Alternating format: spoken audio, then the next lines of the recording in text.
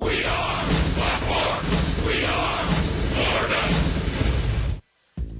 The long and winding road trip is over. DC, SF, LA. Now it's home to MIA for a nice long stay. Atlanta arrives for a 3-gamer, with Miami looking for some payback from an opening week sweep. Shall we dance? Freeze frame. 70s night, Marlins and Braves.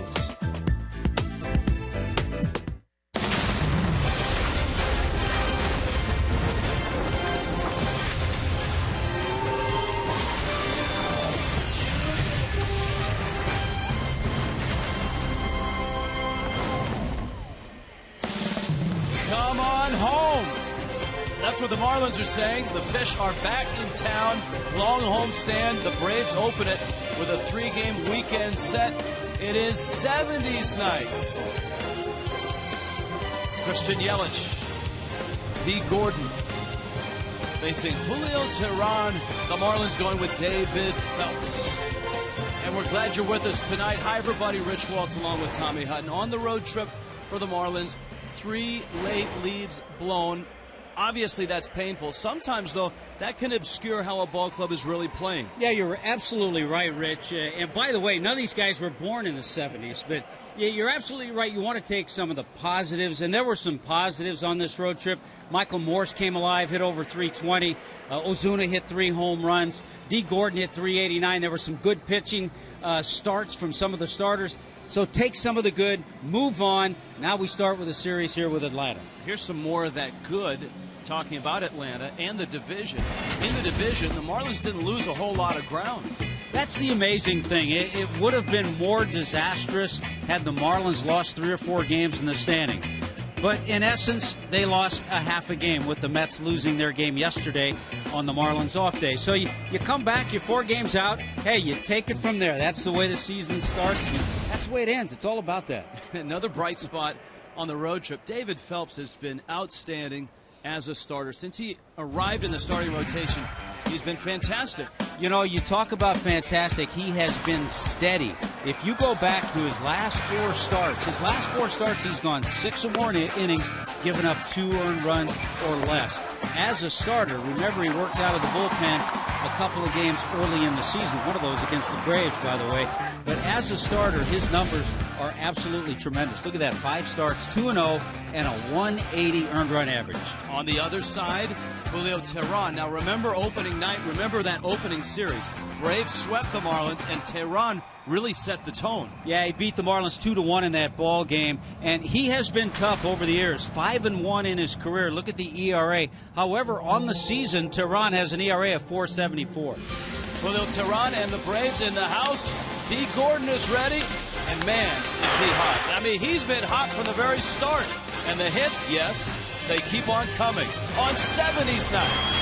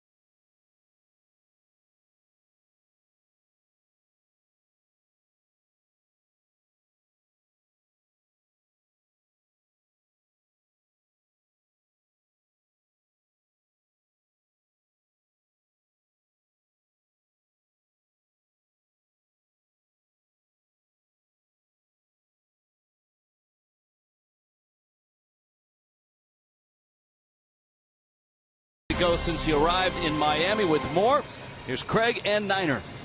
Thank you, Rich. He's been amazing. He's hitting well over 400. He is right now running away, although it's early with the hitting race.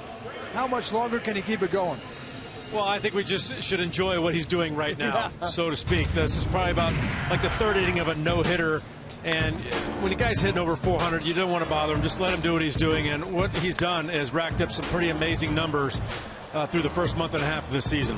Multi-hit game after multi-hit game, and also he hits the ball with authority, which I don't know if people realize from D. Gordon. This one right here, I mean, L.A., yes, it is carrying a little bit better this year than normal, but to go opposite field off the wall in L.A. for a guy that's a leadoff hitter is pretty impressive. 17 two-hit games, 10 three-hit games, and 3 four-hit games, all hitting Major League Baseball. You can't get much from D. Gordon, as you can understand when you ask him about himself, but ask the other guys, they are all impressed. It's pretty fun to watch, and he's been a spark plug for this lineup, the way we've been able to score some runs. It's a testament to the way he swung the bat, really, so he's helped us out tremendously. I would like to hear a scouting meeting from the other pitchers when they come face us, because, I mean, there's not really much you can say right now. I mean, he's hitting lefties, righties, sidearm, over the top, underhand, it doesn't really matter. Yeah, it's really fun to watch. Yeah, it looks like he's playing in Williamsport right now, not in the big leagues. You know, he's on one of those high school, little league stretches where, you know, you get a hit every time you go up to the plate. And, it's been fun to watch, and he's been doing it all year. And when you make other guys in awe of hitting a baseball in the major leagues, you know you're doing something special, huh? And I think it's just the attitude he brings to this team and how happy-go-lucky he is and just modest, and he's been a great addition to the Miami Marlins. Now the Braves have been able to hold him to under 350, so maybe that could be the kryptonite. We'll see. D. Gordon's been exciting. We're getting set for Game 1 of this homestand against the Atlanta Braves. Next on Fox Sports Florida.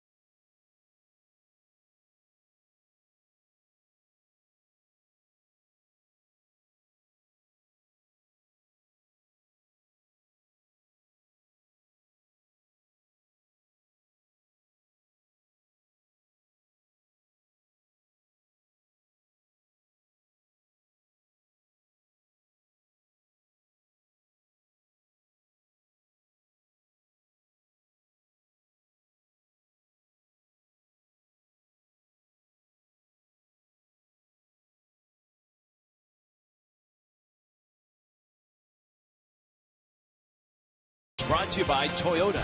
Let's go places. By AutoNation, save on over 70,000 vehicles now. Visit AutoNation.com. And by Bank United, offering a variety of checking, savings, and money market accounts. Visit any Miami location to open your account today. Sun-kissed skyline in Miami. Fans arriving for a weekend series. Braves and Marlins in Game 1. JM Lexus brings you the Atlanta Braves. Chase Peterson's hot. He's in the leadoff spot. Phil Gosselin in place of an injured Chris Johnson there at third base. Freddie Freeman is at first. Nick Markakis in the cleanup spot. Andrelton Simmons is actually hitting fifth, and he's swinging it pretty well. Todd Cunningham is in left field. Cameron Maben in center. Christian Bethancourt, a slow start for the Braves catcher, and Julio Teheran in the 9th spot.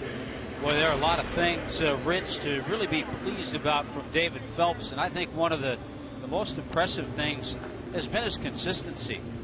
His last 4 starts, he's gone 6 or more innings, given up 2 earned runs or less. And you see his overall record, but as a starter in 5 starts, that 2-0 record, and the ERA is 1.80. Defense tonight for the Marlins. It's been strong all year. Boy, it has. We saw some tremendous double plays and defensive plays. How about Stanton's throw? Yelich, Ozuna, and Stanton in the outfield. Prado Echeverria, D. Gordon, Michael Morse around the infield. JT Realmuto behind the plate. And the Braves, who came in here, got themselves a sweep to open things this season. Freddie Gonzalez, 9th year as a skipper in the big leagues. Of course, a nice run with the Marlins. Mike Redmond and Freddie know each other well. Jace Peterson in the box, and the first pitch is strike 1. It's brought to you by Pinch a Penny. Peterson, the rookie second baseman acquired from the San Diego Padres in the offseason. Lifts that one in the air. Echeverria and Prado, and it's 3 rows in. 2 strikes. The other thing, Rich, about David Phelps, there's been a whole lot of strike 1s. And that's the way he started Peterson.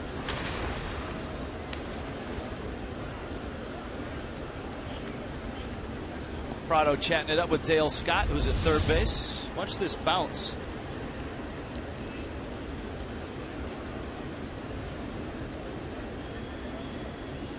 See, I think that's the kind of foul ball I would like to get. You know, nice high hop.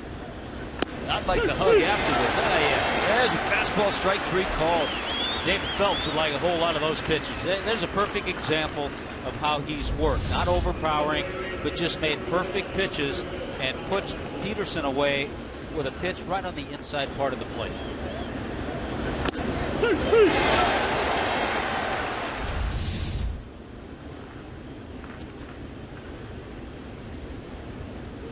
Now Phil Gosselin, who's at third base. Braves have been bitten by the injury bug of late. Chris Johnson is out with a broken hand. They just placed Kelly Johnson on the DL with an oblique injury. It's one of those things, Rich, it really doesn't matter who the Braves throw out there. They've been tough. There's no question about it. Since 2012, the Braves are 22-9 against the Marlins. Gosselin shoots it by Morse, and down the line, Stanton over for it. Gosselin around first, he'll hold there. Stanton has had an exceptional year throwing the baseball in right, and he gets it in quickly. You know, sometimes you forget about the quickness of outfielders, and Stanton surprises a lot of people with his quickness. You don't get over and cut this ball off, it's a double, maybe a triple. But Giancarlo is able to get over there, cut it off, and then hold Gosselin to the single. Freddie Freeman now with Nick Markakis on deck. Freeman is hot. Last 10 games, his average well over 400. Fastball misses. It's 1-0. He always seems to be hot, except last year, for whatever reason it was, against the Marlins. He was a year-long struggle for the Braves first baseman. He threw out last year like a 19-game mulligan. He hit 135 against the Marlins last year. He hit 288 overall with a 386 on base and a 461 slug. 43 doubles. And you know, with Freddie Freeman, you're going to get him in there every game. He plays in every game, played in all 162. He and Hunter Pence both accomplished that last year in the National League. The other nice mix from David Phelps. He'll use all of his pitches. Changeup, curve, slider, fastballs that he spots. 2-1 pitch, line drive, Morse, double play. Michael Morse, great reactions, and he fell right to the bag. And David Phelps gets a double play. The Braves' first inning is over. The homestand begins. The series starts, and the Marlins get their first swing.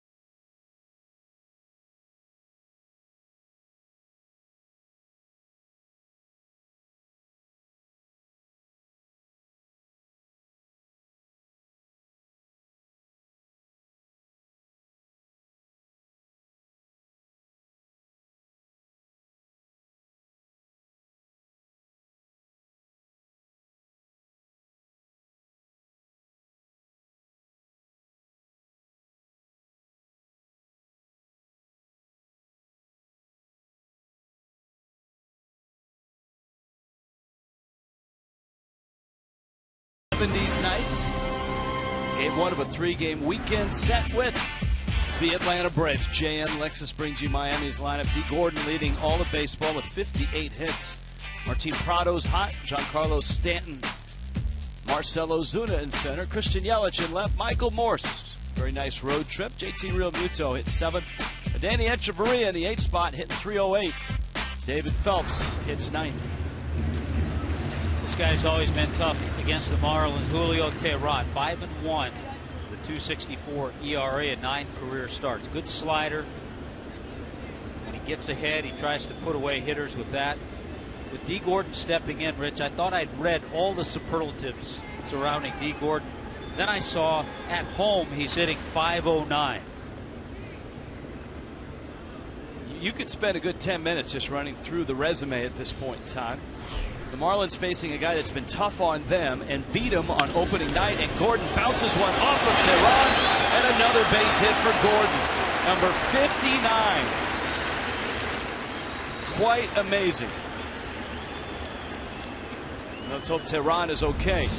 Now remember, he did that the other night against Zach Greinke, but Greinke was able to make the play. So good job. The ball just off the glove of Teheran. Now, you really have to be careful. One of the best pickoff moves in the National League from Julio Teheran.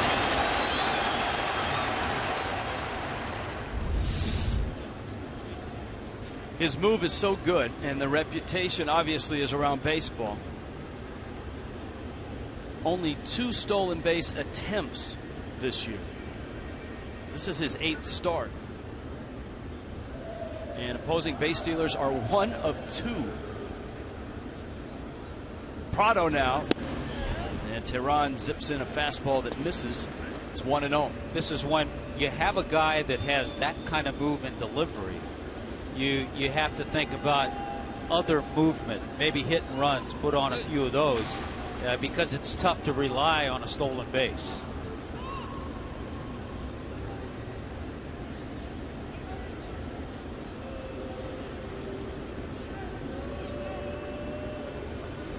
Gordon chased back. Christian Bethancourt has thrown out 3 of 8 would-be base stealers this year. Prado, 5 of 10 in his career against Teheran. Had a nice road trip.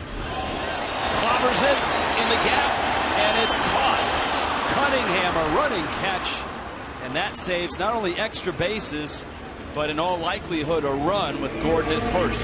You're thinking about that ball and you see it and you're thinking a run will score and Prado will be at third base. But the youngster Todd Cunningham making his first major league start. Racing into the gap and making the grab. You mentioned Kelly Johnson's on the disabled list, so Todd Cunningham just brought up. So Prado lines out, and here is Giancarlo Stanton. Stan, of course, hit the home run heard around the world, actually watched around the world. The home run out of Dodger Stadium. It's a quick move over, and Gordon's back.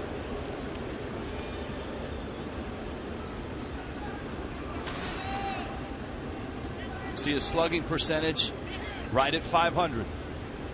And near the end of that road trip, he really started to zero in his strike zone. Pitches like that, which he was offering at when the Marlins left town, Stanton has cleaned that up. And Rich, he's really going to have to do that against Tehran. Just 3 for 24 in his career against Tehran. One of those 3 a home run, but he's really going to have to lay off that slider. Braves are a pretty good defensive team, although with the injuries, they've got a few new guys out there. Yeah, they've really mixed and matched, but solid. Just 18 errors they've committed. You see Cunningham, we talked about him, Cameron Maven, Nick Markakis, Phil Gosselin, Hamilton Simmons, Jace Peterson, and Freddie Freeman over there at first, and Bethencourt behind the plate. Gordon flinches, doesn't run, and Tehran misses. He's 2-0 to Giancarlo.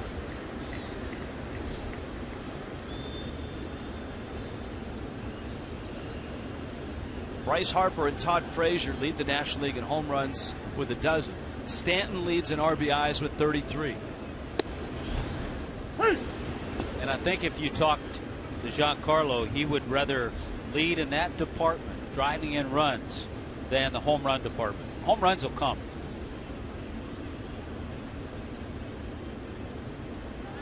Gordon back, and it gets by Freeman to second. And D. Gordon's speed has forced a throwing error by Julio Tehran. He's in scoring position with 1 out. Well, we talked about a guy with a great pickoff move and hard to steal against. Well, he makes the error and gets D. Gordon to second base. Sometimes you get a little too quick. That ball got by Freeman, and D ends up at second.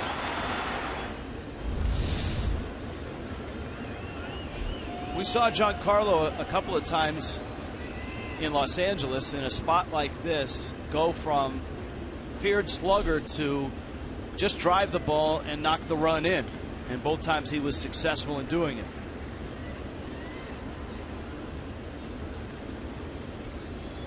Gordon from second. There's that slider, and he's not biting on it tonight. Not biting. That's a good sign. By the way, I don't think D. Gordon's going to steal third, but sometimes against a guy like Tehran, who has a good move at first, stealing third at times is easier.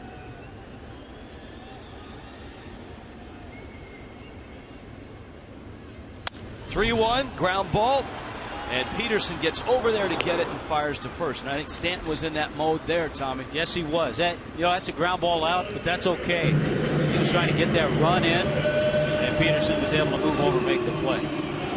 Here's Marcell Ozuna now with 2 outs, and Gordon 90 feet away.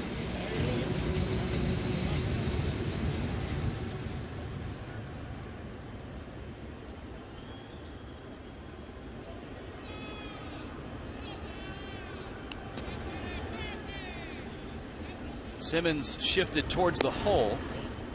Braves do play Simmons in that hole an awful lot, and with Ozuna up, there's a big gap between shortstop and second. Peterson still on that first base side of the bag.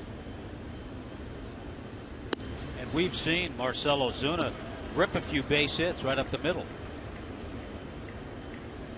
2-0.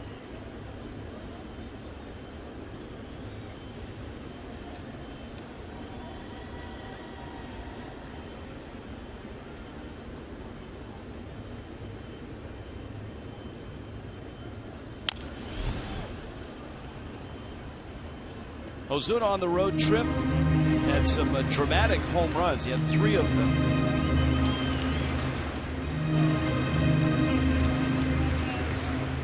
Yeah, he came out of his little home run drought on the road. First home run of the year, that one in San Francisco.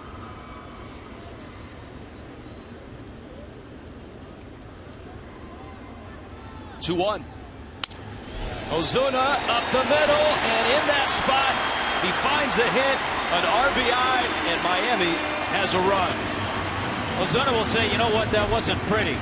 But we've seen him with that inside-out swing. We've seen him go up the middle like that a number of times. He couldn't have done it at a better time right here. Not a bad pitch by Tehran. He shatters the bat. It just makes it into center field. The Marlins take the lead just like that.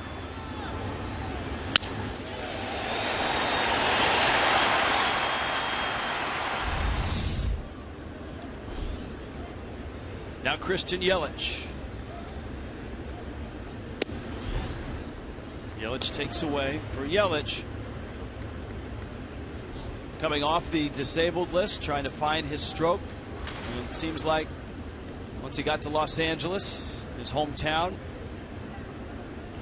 he rediscovered that line drive swing, including a dramatic home run to left, which seemingly gave the Marlins a win. It was one of the games where the Marlins couldn't hold a 9th inning lead.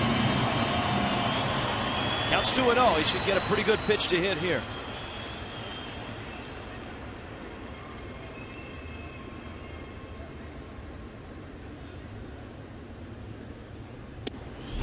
And Tehran misses away. Now for Julio Tehran, a great start to his season.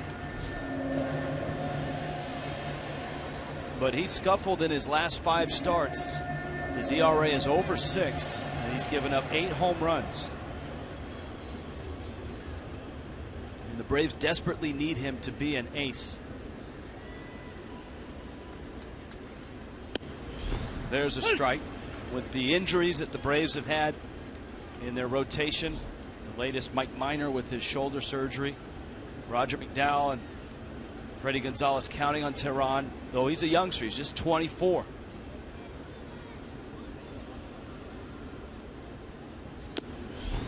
Gets a strike, 3-2. It is amazing. You read about Tehran. He was their top prospect 3 straight years. He was their minor league pitcher of the year in 2011. It seems like he's older. He was an all-star last year. Ozuna running, and Yelich shoots it into the dugout. And it pinballs in and around there. Ozuna back to the bag.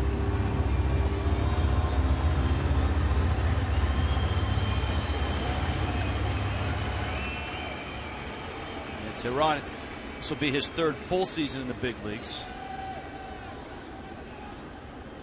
Freeman playing behind Ozuna, off again on a 3-2 with 2 outs. And Yelich takes down and in, ball 4. And here comes Morse. And Tehran's pitch count up to 19. We can look at a lot of things that happened on the road trip. We talked about Michael Morse coming alive and having much better swings, much better at bats. But right now the Marlins also need him to start driving in runs.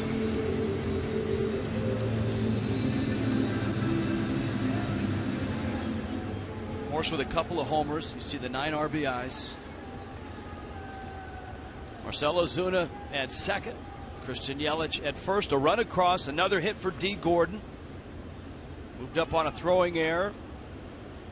Moved over on a ground ball out. And scored on a Marcell Ozuna RBI hit. And Morse swings and misses at a slider. First hitter that's really chased that pitch. So far the Marlins have been pretty patient in not chasing that slider off the plate.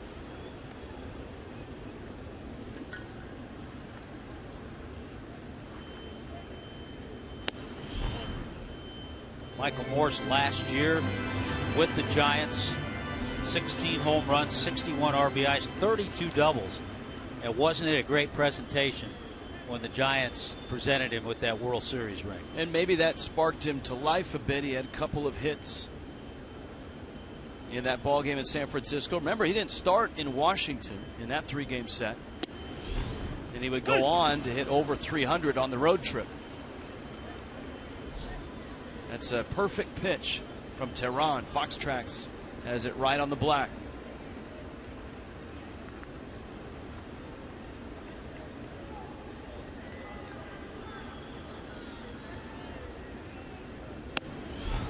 Tehran misses, and it's 2-2.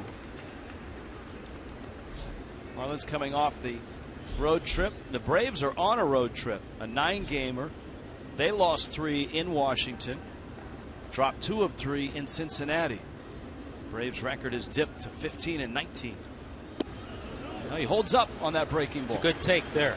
Yeah, the Braves got in from Cincinnati the other night. Had a nice off day yesterday. Yeah, they got in Wednesday night. Yeah, so they had a nice off day Thursday. Runners get a head start. Ozuna at second. Yelich good speed. The trail runner at first.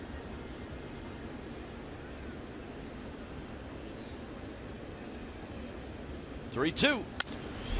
Horse fights off a fastball. 95 miles an hour. Yeah, you can see the way Tehran likes to work. Off the plate with sliders. Run that fastball in on the hands. Hey, nothing in the center of the plate.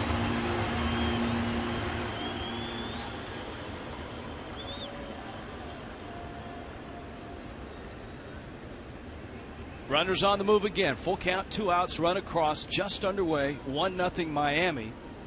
Morse swings and misses. And a 93-mile-an-hour fastball, and the inning is over. Miami gets the first run. D. Gordon another hit, and it's 1-0.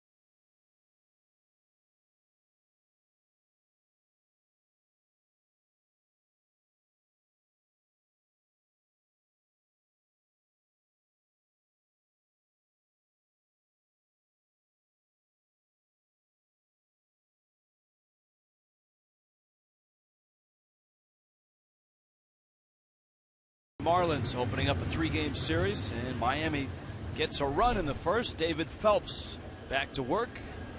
Phelps, who with the Yankees kind of yo-yoed from starter to reliever, back to starter to reliever, has really taken this opportunity with the Marlins and run with it. He gets Nick Markakis, Andrelton Simmons, and Todd Cunningham. Markakis, who had a great series here. Remember, the Braves and the Marlins opened up a 3-game series at the start of the year. Markakis had the big night on opening night. He drove in both runs in a 2-1 win. Slices that one by Echeverria and into left field.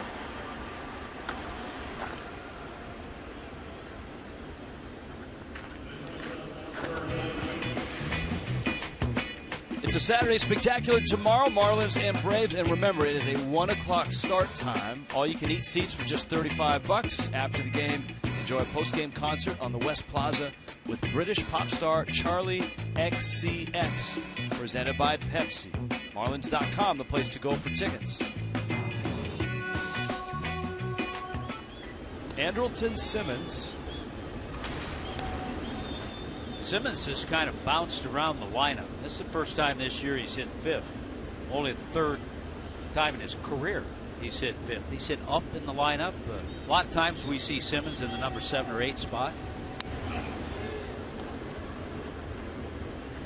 But I think it's a product of guys that have been hurt for the Braves as to where Simmons is hitting tonight. Simmons on the road trip is just 5 for 27.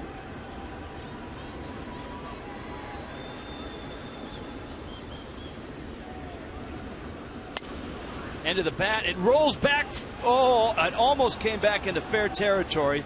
It scooted up the baseline in foul territory, and once the spin took hold, it was shooting back fair. Yeah, that ball had some crazy spin to it. It's a good thing Michael Moore stayed with it. Here's the spin.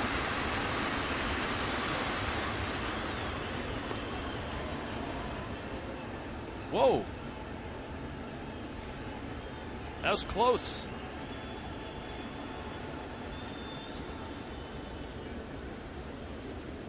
Wow, I think that's a fair ball. That's very close. I think that's a fair ball. As it is, it counts 0-2. He struck him out. It's Phelps a moot point. comes inside, gets his 2nd strikeout of the night. You talked about David Phelps last year. 32 games, 17 starts with the Yankees. But there's a perfect example of spotting that fastball that's not an overpowering one. It's in the low 90s, but spotting it perfectly. To get a guy who doesn't strike out that much. Now Todd Cunningham lines this one into left center field. And picking it up is Marcell Ozuna. And so Cunningham, his first hit this year as a Brave. He came up to replace Kelly Johnson.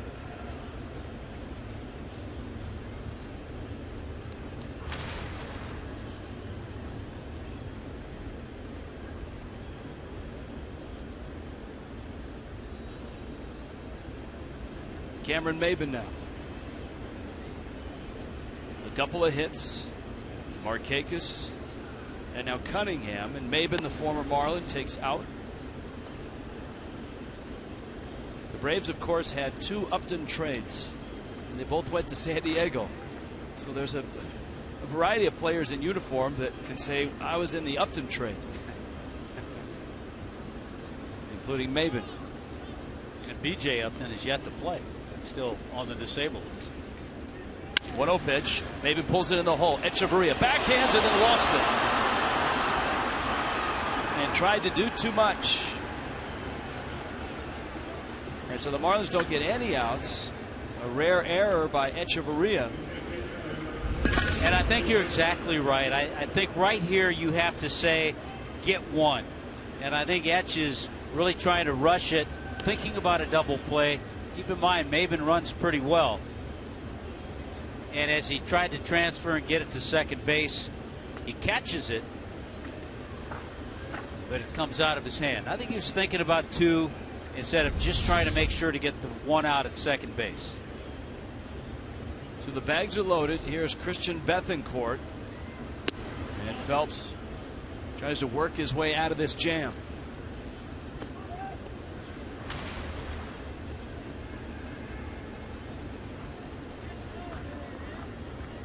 Infield back for 2. Maybin not being held at first. That one foul back, counts 1-1.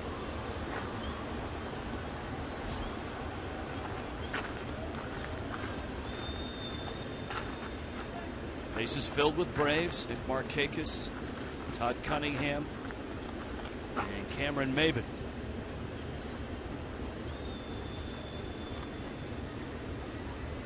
Fielder's choice E6, scoring on the Maybin ground ball. It's going to be a tough turn at second. He's got a huge lead. Down the line and out of play. Yeah, when you have this situation and you have a guy that has a little speed at first base, Cameron Maybin, if he's smart, he's going to get that big lead, and he has. He's gotten a pretty good lead. So you're right. He's going to get to second base in a hurry. And that makes it tough on middle infielders who are trying to hang in and make the pivot. If Phelps can get through Bethancourt, he's got the pitcher on deck.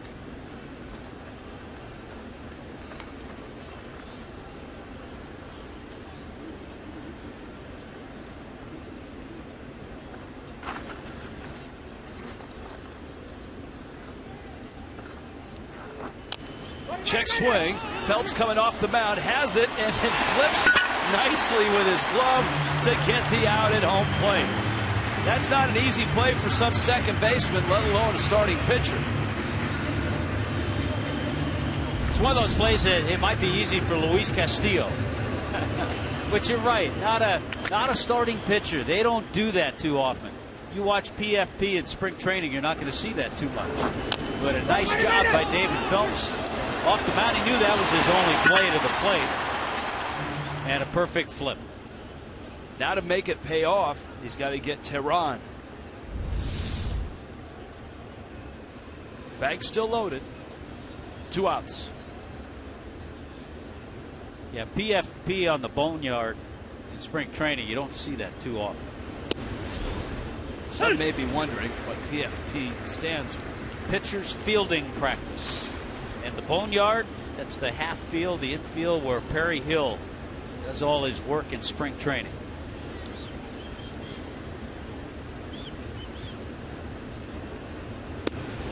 I could just see a fan who's a casual fan turning to their father or their mom or husband or wife and saying, PFP in the boneyard? What was this guy's talking about?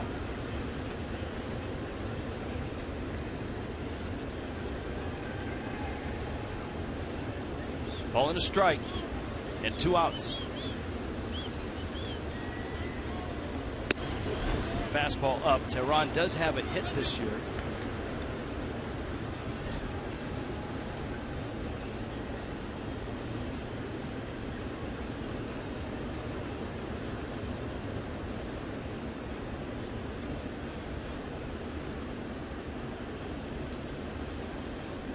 To 1. Out of play. Balls, 2 strikes. Marlins and Braves. This is really where the importance of this next pitch. You really don't want to go 3-2 to the pitcher with the bases loaded. So David Phelps would like to make a good pitch and get Tehran here.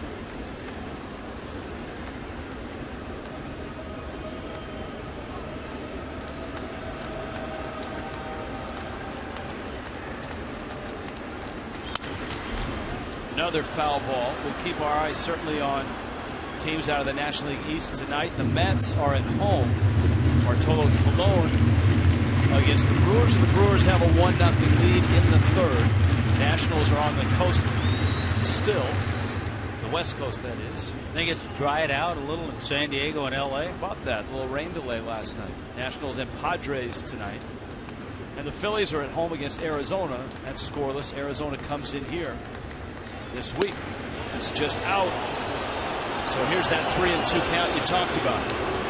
Just adds a little more pressure on the pitcher to throw a pitch middle of the plate, and you know he's going to go fastball, and that's the other thing about this pitch. Tehran knows that too, and even though he's not much of a hitter, he has a pretty good idea what he's going to get.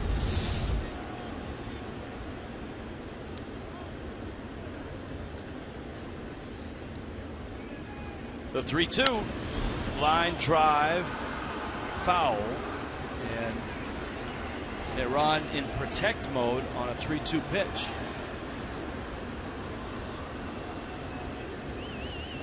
Yeah, the rain delay in San Diego last night, only the 5th in Petco Park history. It was almost 2 hours. Dodgers was almost 2 hours rain delay.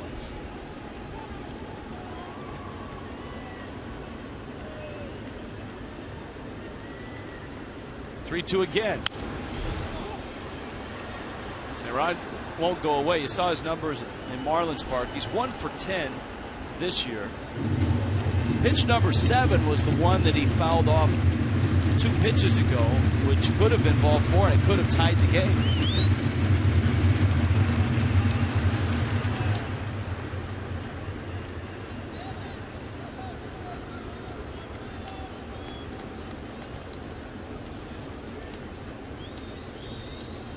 Three-two again.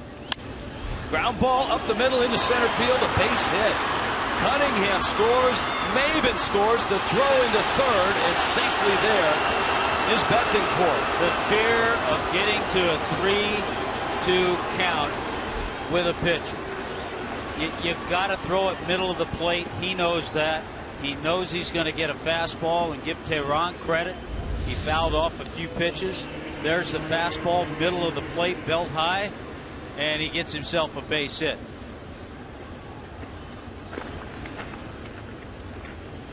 Looks like he's out, right? If he tagged him. I don't know if the Marlins video room. But he goes back. Prado did. Yeah, Prado goes back. Well, the Marlins have at least stopped the game enough for the video room to look at it.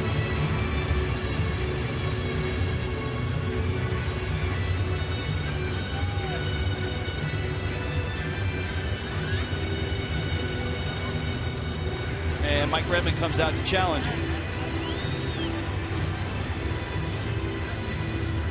So that last look appeared as if Bethencourt on his slide didn't go feet first into the bag. He kind of slid to the side of the bag, and Prado's glove nips him on the side. Here's another look. Let's see if the glove in fact gets him. Yeah, you can see the jersey move. You can see the jersey move. Now, I think the thing that maybe threw off the third base umpire, veteran Dale Scott, is that Prado went back, because he may not have felt, but it really appears that that jersey moves a little bit, and he got it. Chrysler bringing you this challenge. Now you have to, and they will in New York, you'll have to look at the overhead camera to see if the run scored, that second run scored before the out was recorded. That's a great point, because we're focused on third base. I think the run crossed. I think it did too. All right, so he's out at third. 2 runs do score. And Julio Tehran is quite pleased with that. He's given himself the lead here. Braves pitcher knocks in 2. Call is overturned. Miami keeps their challenge, but the Braves have the lead.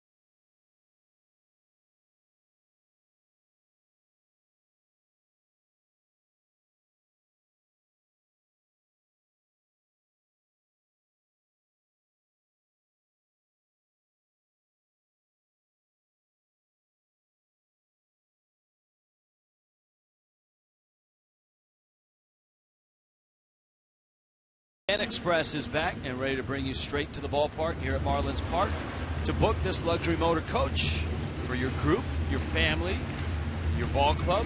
305-480-2523 or email groups@marlins.com. 70s night. Rocky Horror Picture Show, right? Not the full ensemble there, but a few of the bit parts. JT Real Muto, Danny Echeverria, and David Phelps.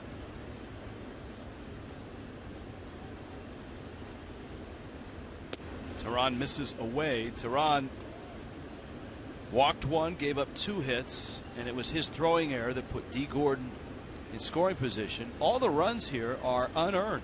Yeah, the 2 runs the Braves scored unearned, and the 1 run the Marlins scored unearned.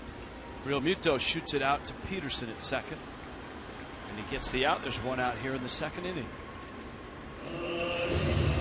Milwaukee has started to pile on the Mets. 5-0 Brewers as that game moves to the bottom of the 3rd in New York. Ryan Braun, a home run. All of those runs off Bartolo Colon. Marlins don't see the Brewers until 2016, it seems. They've got all their games with the Brewers late.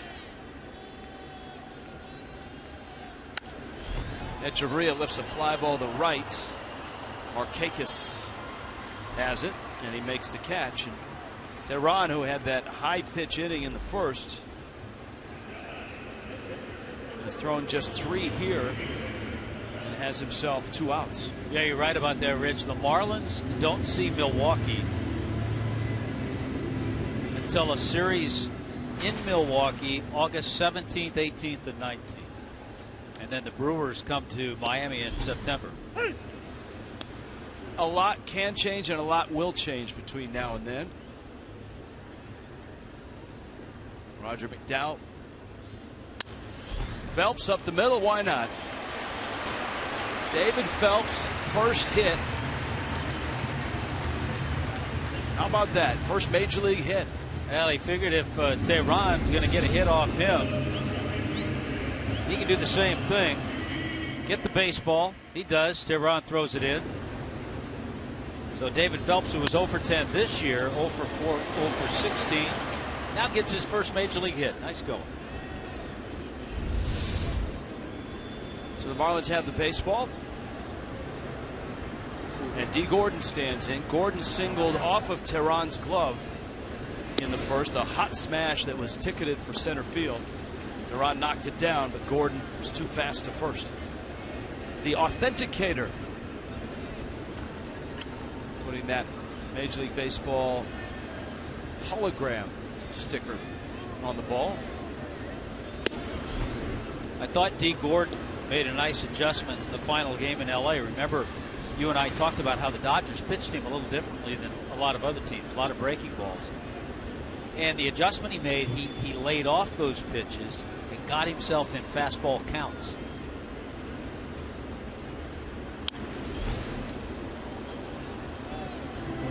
Good rip at a 2-0 pitch, and it's 2-1. So again, 2-0, getting himself in that fastball count. Had a good swing, just fouled it back. His at bat in the first inning was pretty quick, and we just started to scratch the surface on all the superlatives. Finds that one into left center field, got another hit. My goodness. Phelps will stop at second. D. Gordon has 60 hits. How about 31 hits and 59 at bats at home?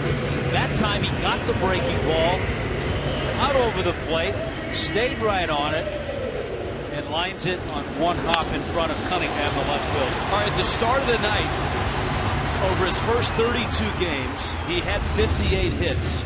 Only 2 players in baseball history have had more. George Sisler and Henry Aaron. In the history of the game. Yes. He's tied with Rod Carew. He was coming into the game. This is game number 33. Here's Prado now, first and second. Now, after one more game, Aaron picked up 4 more hits. So stay hot, Hank. Aaron at 66 hits through 33 games. Rod Carew at 61. George Sisler at 61. So D needs one more hit to stay with those 2 guys. But still, I mean, here are the names you're throwing out. Hank Aaron, George Sisler, Rod Carew.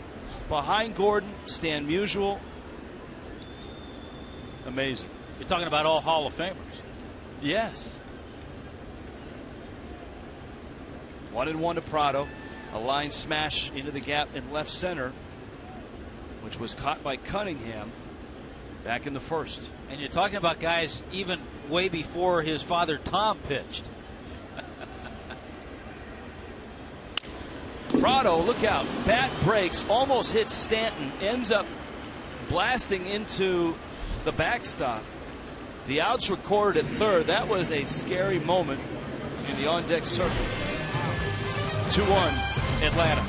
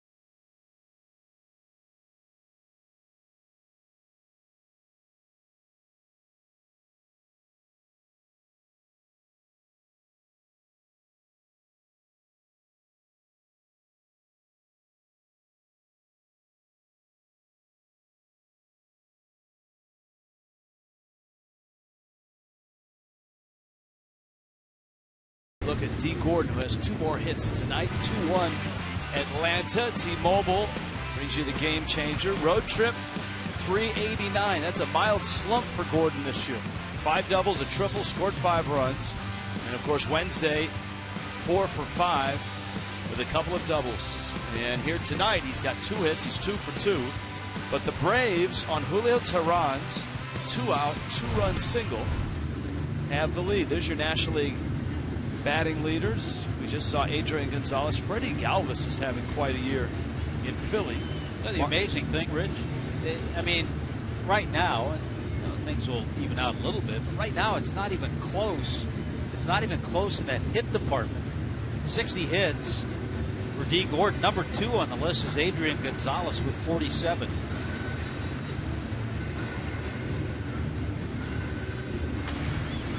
Chase Peterson, top of the order for the Atlanta Braves. Phil Goslin, Freddie Freeman.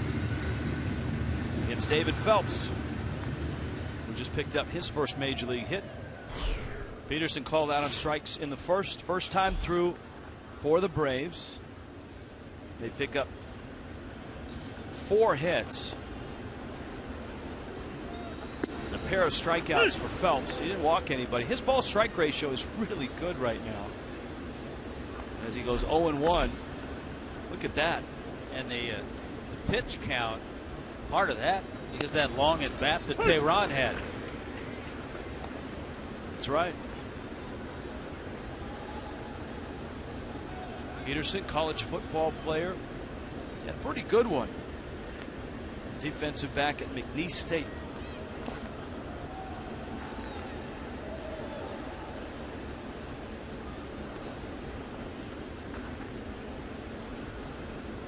course, Phelps played his college ball at Notre Dame. Yankees 14th round pick in 08. Trying to catch that corner. And Phelps had an older brother, Mike, who pitched 4 years in the minor leagues in the Cubs organization, a little bit in independent ball. Sharp breaking ball and strikeout. So Peterson has struck out twice. Let's check in with Craig Minervini. Craig?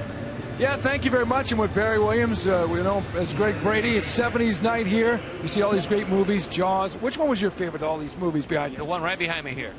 Saturday Night Fever. Oh, yes, that was a great one. I mean, that was everything about the 70s, I thought. Really, very cool. Yeah. Jaws was, though, that Jaws kept you out of the ocean. You? Nah, it didn't keep me out of the ocean. I've been in the ocean before and since, and, you know, it's, I can't worry about being hit by a shark, for goodness sakes.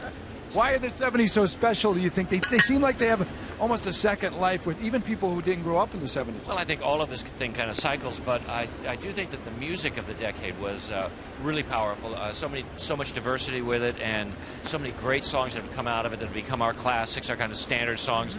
In fact, so much so that I put together an entire musical variety show around 70s music called 70s Music Celebration.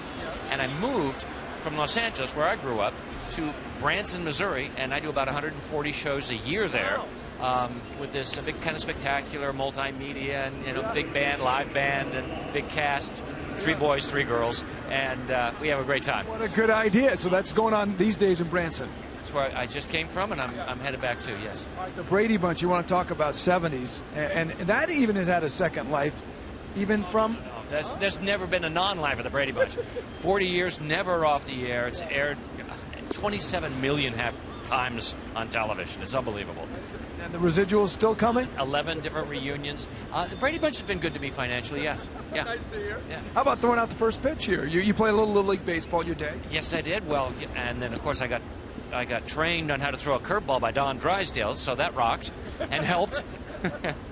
How much fun do you have, and do you get together with some of your Brady Bunch cohorts still? We're all friends. All the Brady kids are friends and talk to each other, and it's kind of like what you see is what you get, and I'm grateful for that, because these are the people that I've known probably the longest in my whole life besides my real family.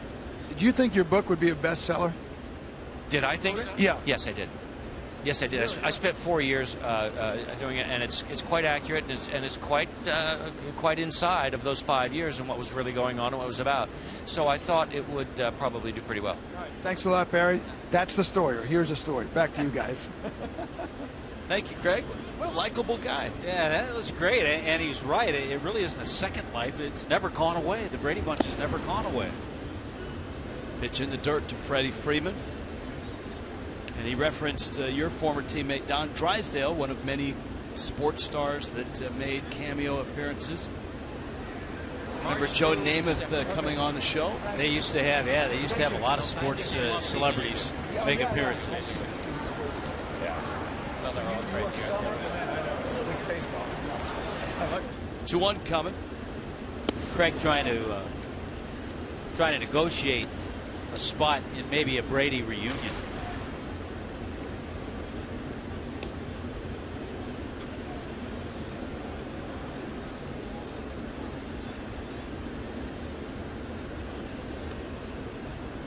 Phil Goslin at first. Freddie Freeman, runner goes. Liner into right field, a base hit. Goslin a left turn on his way to third. Freeman has a hit, and the Braves are set up with 1 out. And Nick Markakis coming up. It's one thing that we always see the Braves do. They're not afraid to put guys in motion. Goslin, not a base stealer, but he's in motion. Got a good contact guy up there in Freddie Freeman. Goslin looking, seeing where the ball is, picks it up, and is able to identify it and get over to third base.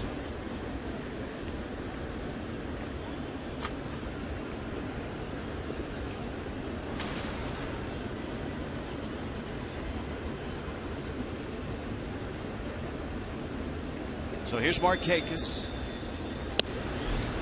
Phelps throws a strike. I think the number that surprised me on the Markakis line was no home runs. He's swinging the bat well. Has a base hit tonight. He's hitting over 300. His home run totals have kind of gone down the last few years, but had 14 last year with Baltimore.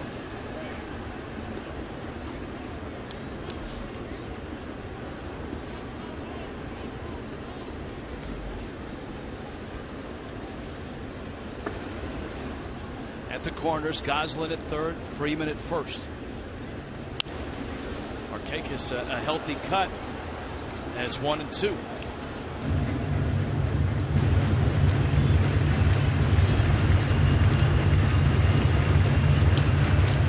Rich, when you were doing some of the WBC, did you do any of the Greek Olympic team? Never had the Greek team. The Greek team. Because Markakis pitched on that team. Pitches in. The Netherlands, probably the only European team that I saw. I was in Puerto Rico one year and then in Japan the next. About half that Cuban team I saw. They're in the big leagues in now. 2013. It's in the big leagues right now. You're right. Or just joined the big leagues.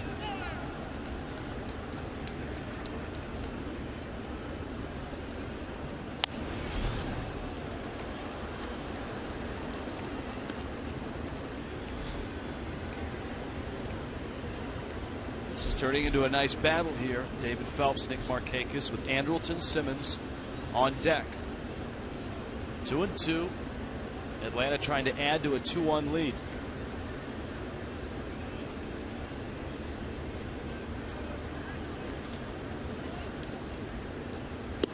Hey, got him.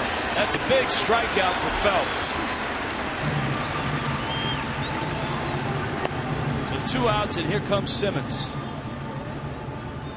It's Friday, and of course every Friday a Marlins Flashback Friday, brought to you by Dodge. Post the best vintage Marlins photo you've got. Use the hashtag Flashback Marlins, and we'll select the best photo and feature it in the postgame.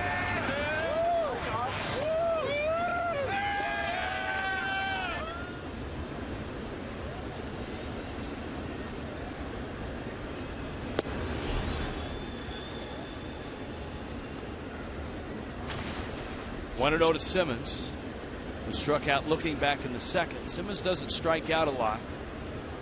He doesn't walk a lot either. Sends it out to center. Ozuna is there, and David Phelps works out of it. Braves lead 2, and Atlanta leads it 2-1. Here comes Giancarlo.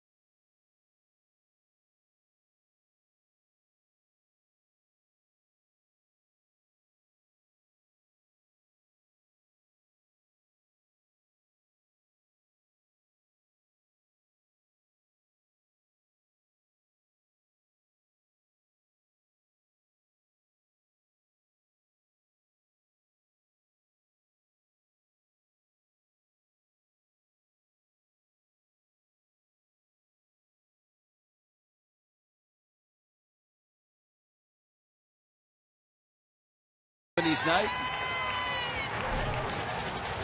2-1 Braves. Sunday is a fun day when the Marlins and the Braves at 110. Pepsi 4 for 74 pack. Get 4 tickets, 4 KMB Franks, 4 Pepsis.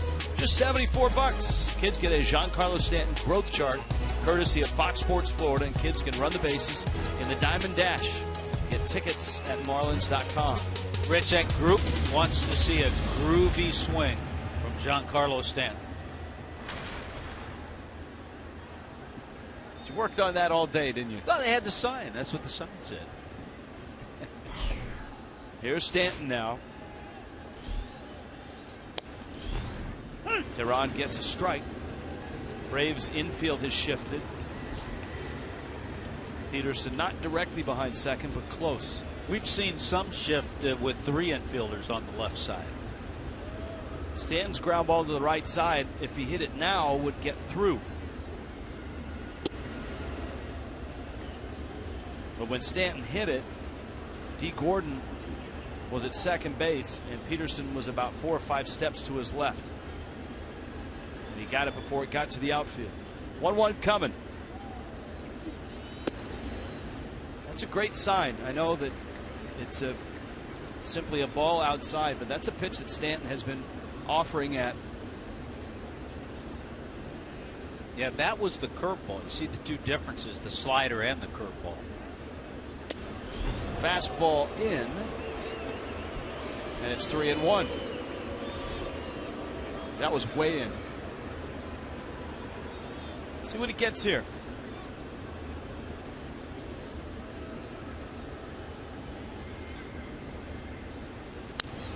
Fastball had a rip at it. 3-2. Stanton, Ozuna, Yelich. Bottom 3, 2-1. Braves on top, all the runs unearned.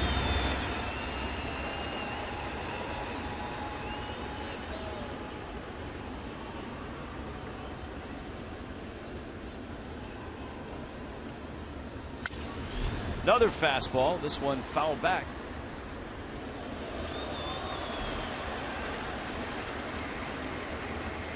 So a good battle here, as Tommy pointed out. Stanton has not had much success against Teheran. 3 of 25 with 1 home run.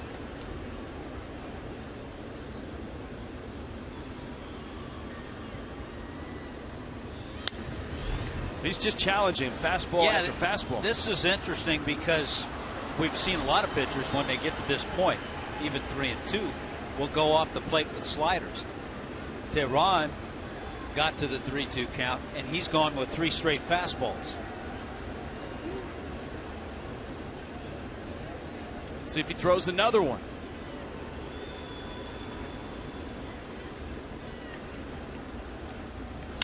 Breaking ball, Stanton went down and got it. It's deep and it's gone. Oh, that is so fun to watch. And this game is tied. Fastball, fastball, fastball, and then a breaking ball, and Stanton drilled it. I think the feeling was between Teheran and Bethencourt, he's fouled off some really good fastballs. He's starting to get on it. This was more the curveball than the slider. It was just 79 miles an hour, and Giancarlo launched it. Number 9 on the year, RBI number 34.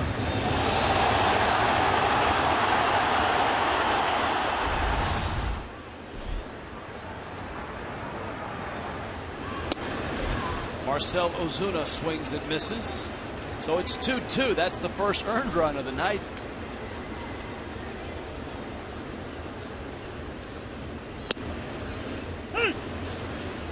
Quickly, it's 0-2. Ozuna broken bat single up the middle, knocked in the first run for the Fish.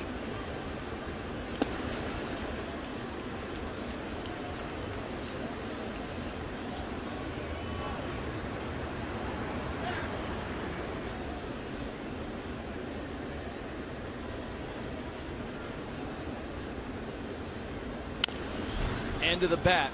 Freeman goes to get it and flips to get Teheran. So an out And a reminder that this copyrighted telecast presented by the authority of the Marlins may not be reproduced or retransmitted in any form. Accounts and descriptions of this game may not be disseminated without the express written consent of the Marlins. That's kind of why you want to hang around when we let you know Stanton's coming up. You don't want to miss it.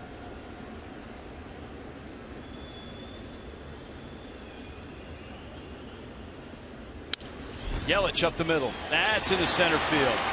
And a base hit, Yelich, a walk and a hit. You can see little by little it's coming back. And you know it will, because Christian Yelich is a good hitter, so you know he'll come back. And he took a real close pitch for ball 4, so you know all of a sudden he's starting to identify the strike zone. Takes that ball right back up the middle. By the way, the pitch to Stanton came in at 79. It went out at 104. Now Morse. Remember, Tehran has that good quick move.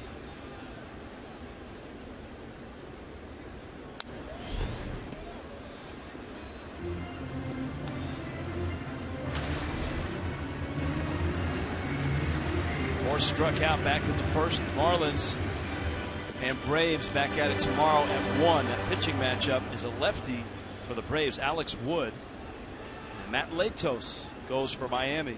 Tom Kohler, Shelby Miller. Should be a very nice Sunday matchup.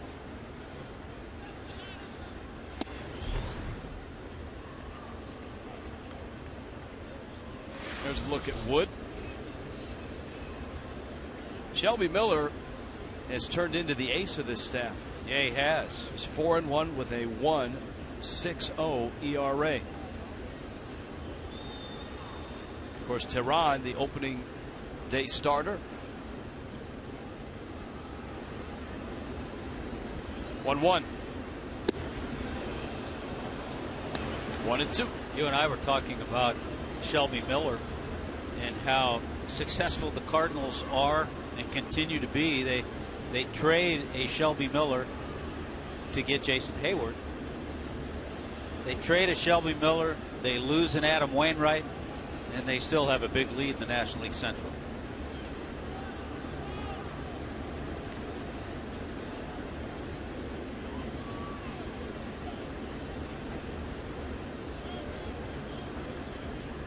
Cardinals tonight at home against the Tigers. There's a 1-2. I know this is 70s night. Here, that should be a 60s night. Didn't they play in the World Series in the 60s? 68. Tigers and Cardinals? 68.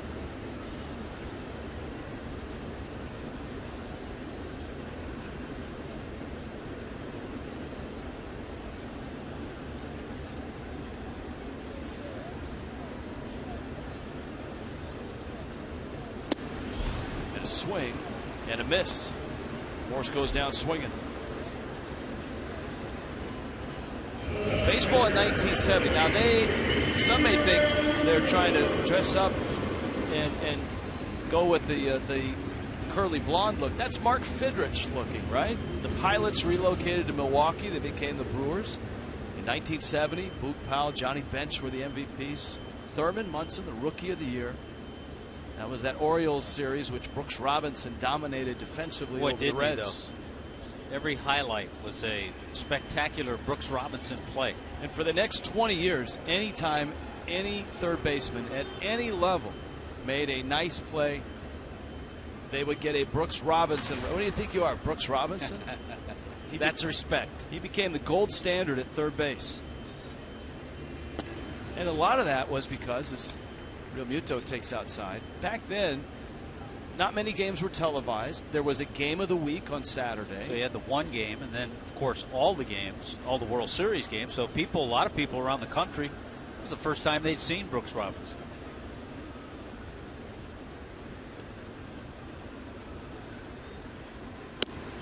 Mel Allen in This Week in Baseball. I don't know that it started in 1970. And there were no highlight shows, whether it's Fox Sports 1 or ESPN or even Turner. There was no MLB network. Really? How'd we get by, Rich? How did we get by?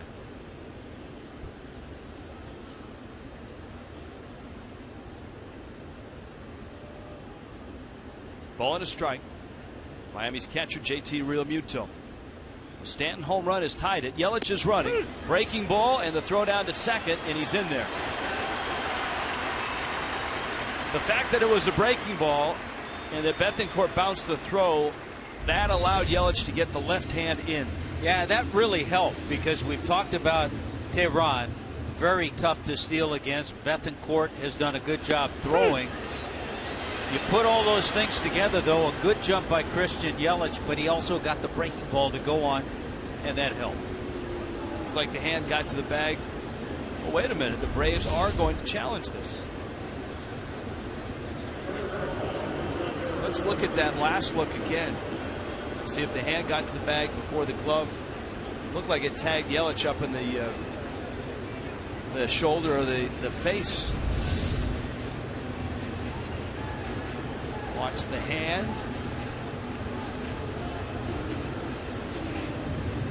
I don't know. Is there enough evidence to overturn that? This to me seems like a big gamble. Yeah, in a situation where they're already 2 out.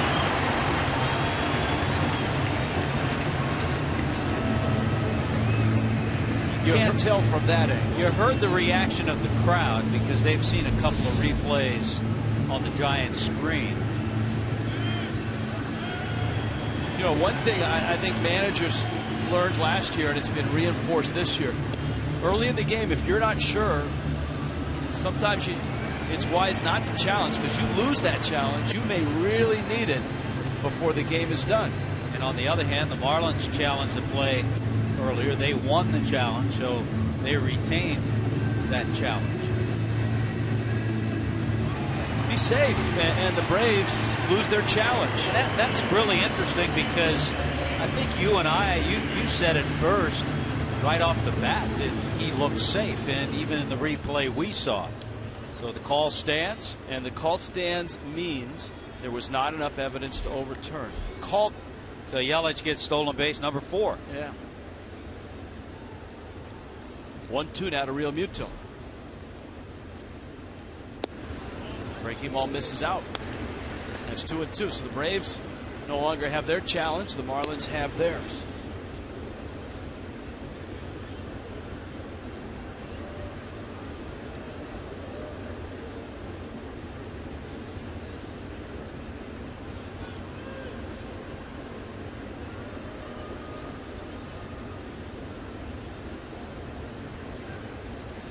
So Yelich now in scoring position.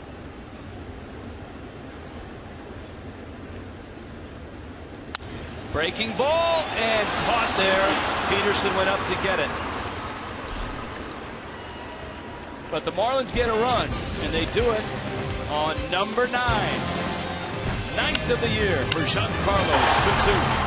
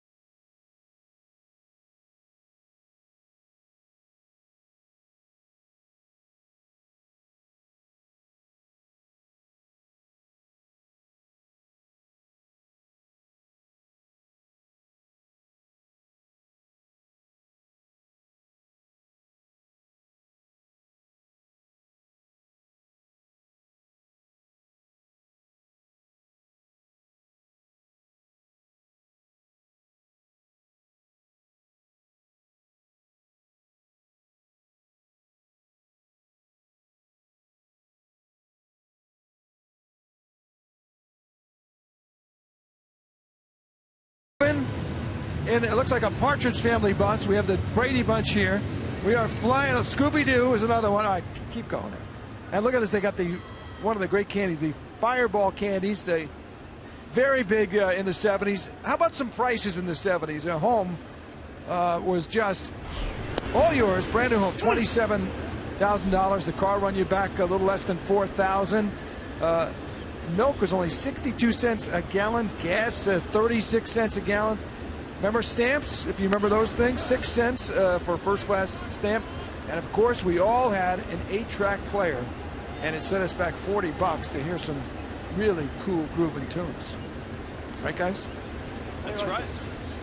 The hat, what is that's a disco hat? It's a disco. They got a disco ball over here too, but it's not working. Kind of looks like Ranger Smith from the Yogi Bear. Looks like you're getting ready to go to a New Year's Eve party. Hey, it's a disco party, buddy. Very nice. Very nice. All right. Angel Flight pants. How many did you have, Tommy? Any pairs of Angel Flights? Disco popular pants? You know, you had the bell bottoms. Yeah, everything had the bell bottoms. You always had something around your neck, some kind of chain or. Puka shells were big on the West Coast. Todd Cunningham, Cameron Maben, Christian Bethencourt, David Phelps in a 2-2 game. Cunningham fouls it at the plate. Cunningham single back in the second. The big hit for the Braves came from Julio Teheran, of all people. 2-out, 2-run single in the second. Phelps wriggled out of trouble in the third. He had runners at the corners with 1 out. Struck out Nick Markakis and got Andrelton Simmons to hit a fly ball out. That's a fair ball, and it's by Morse into the corner. Been a workout already for Stanton in right field. Round second, holding there is Todd Cunningham. So he got his first hit as a Brave in the second inning. His first extra base hit as a Brave here in the fourth. Well, all of a sudden, the guy replacing Kelly Johnson, and if you remember, Kelly Johnson has always hit the Marlins pretty well. So Todd Cunningham has himself a 2-for-2 night. He picks up his third base coach, former Marlins coach Bo Porter, over there. He had the stop sign on. Here's a look at Bo Porter, former skipper of the Astros. Well, Phelps, who got out of trouble in the third, has the bottom of the order to pitch to here. Maben, Bethencourt, and Teheran. Of course, that's the same scenario back in the second, and that's when the Braves got their 2 runs.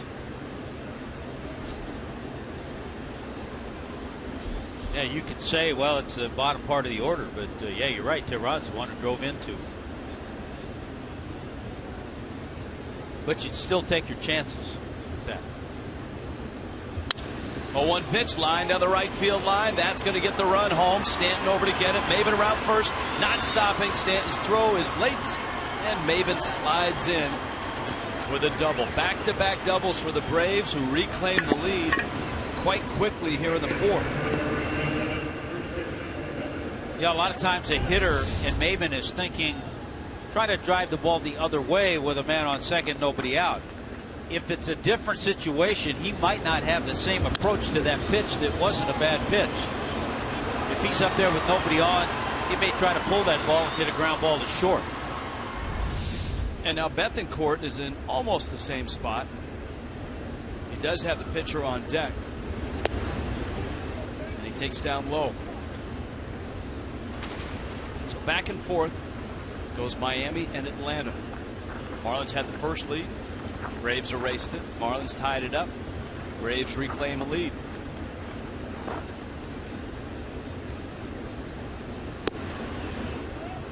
All of that in less than 3.5 innings. Meanwhile, the Brewers are pounding the Mets 6-0 in New York. And the 8 hits, the most hits that David Phelps has allowed in any of his starts. This is 6th start.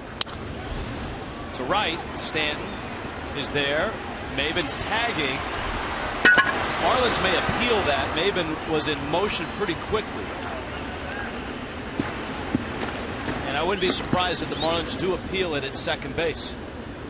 Because Maben was returning to the bag and trying to get a jump all at once.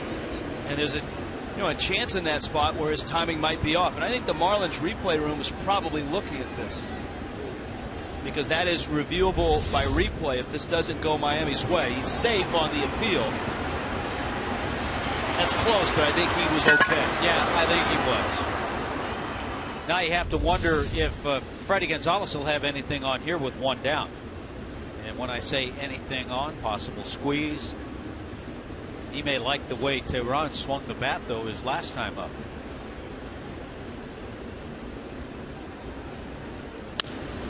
Little roller, holding third is Maben, and Prado goes across the diamond to get the out.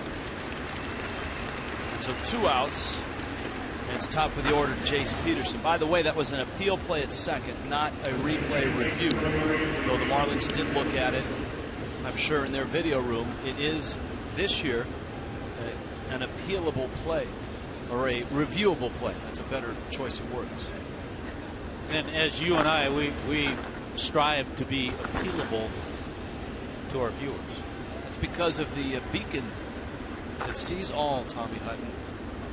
It syncs all of the cameras up that head to New York, so it's very easy to look at multiple replays and get an accurate picture of who left early and who left on time.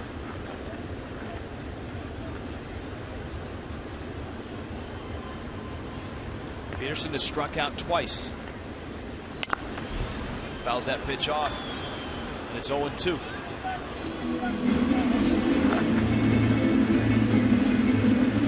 David Phelps got Peterson with a real good curveball. Got him to chase a nice curveball last time up to strike him out.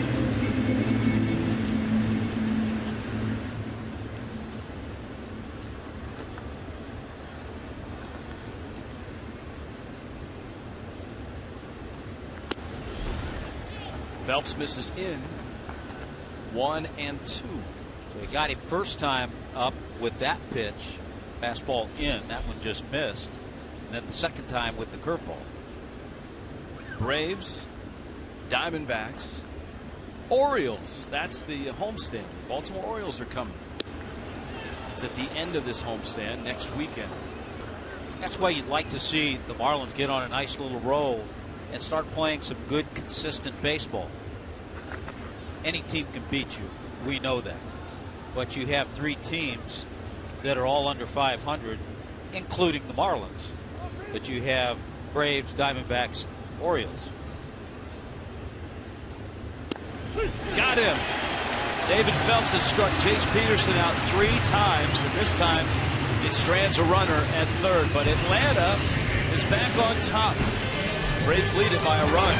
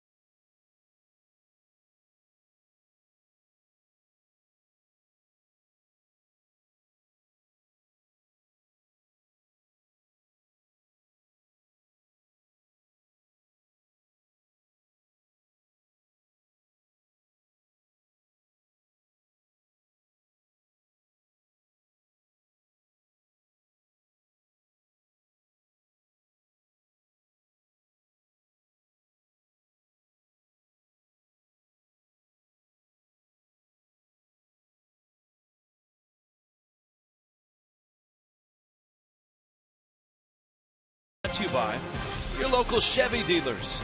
Visit your South Florida Chevy dealers today. By Checkers. Get Checkers Authentic Philly Cheesesteak Try the new meatball sub, pick yours. And by Subaru of Pembroke Pines. Price, service, selection. You're going to love us. Miami is all lit up. The weekend starts tonight in this weekend series beginning with the Marlins and the Braves. Back and forth affair. And the Braves on top 3-2 into the bottom of the fourth. Adeiny Echeverria facing Julio Teheran. It's one of those games you just have the feeling, because both starters, neither is as sharp as they can be. Teheran and David Phelps. So you know it's going to be a bullpen game. And you also know you want to try to take advantage of any situation. So far the Braves have a little bit more than the Marlins. That's why they have a 1-run lead. Echeverria with a count 2-0. You've got Phelps behind him. So the best scenario for Miami is to get Echeverria on. Although Phelps did bang out his first big league hit his last time up, and Echeverria lines it to left for a hit.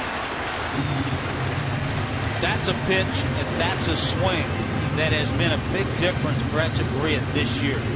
Instead of trying to flip that ball into right field, he's able to turn on a pitch, clears his hips, and hits that line drive into left. He can still do the other, going to right field, but that's a good swing there. Now Phelps bunting in all likelihood. Good speed at first. And he lays it down first base side, and it's fouled. For a guy like Phelps, certainly a good athlete, but in the American League with the Yankees. And remember, he split time as a starter and as a reliever. So as a reliever, he wasn't seeing anything. And as a starter, you don't see anything unless you maybe get a start in the National League City. And he doesn't get invited to too many batting practice rounds in the American League. Drops it down. Very nice. Teheran gets the out at first. So Miami has the tying run in scoring position with 1 out. Very nice indeed. South Florida Honda dealers, get you ready for Sunday as the Marlins and the Braves finish off the series. Craig Bitterby and Jeff Conine will be out of their 70s garb and ready to finish off the series. Shelby Miller, Tom Kohler, it's your pitching matchup. Here's Gordon, hit leader. 60 hits, 2 tonight. He is 2 for 2. His average back up to a gaudy 435.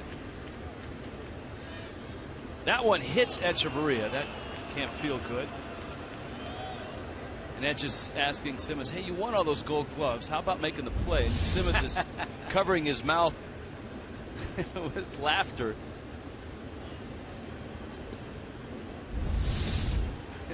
Even Etch is grinning a bit.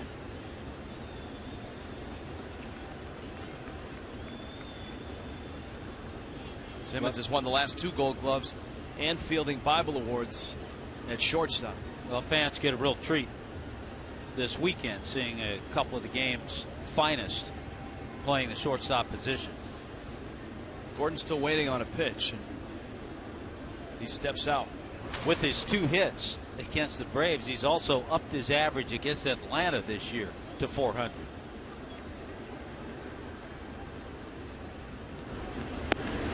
Just about to say, don't dismiss a bunt here.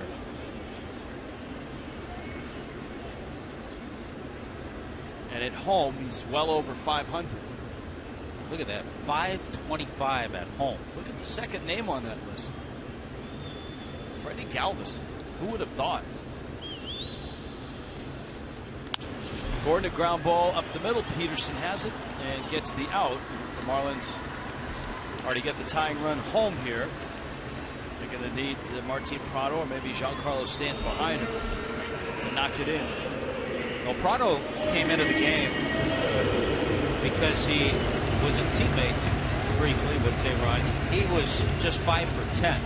He's 0 for 2 tonight, or 5 for 12, but he's had a little success against Teheran. He hit a shot in the gap that Cunningham caught in left center, and then remember broke his bat on the ground ball to third.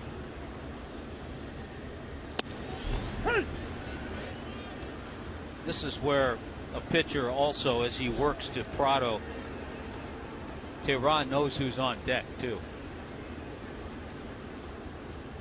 Giancarlo Stanton homered in the third.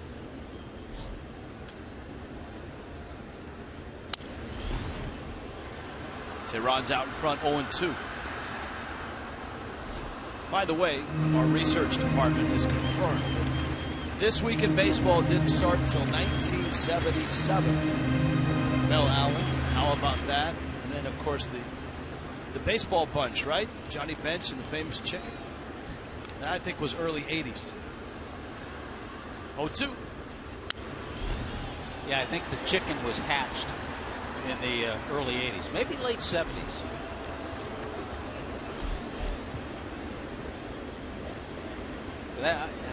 How much did, there's so much baseball on TV now as far as highlight shows and everything. How much did you look forward to every Saturday this week in baseball? I think Marlin fans are looking forward to this Saturday. Fox Sports 1 is here, and they will have the game tomorrow. Justin Kutcher and our very own Cliff Floyd. Cliff Floyd here doing a little homework. He was checking in with us. There it is, Fox Sports 1, 1 o'clock.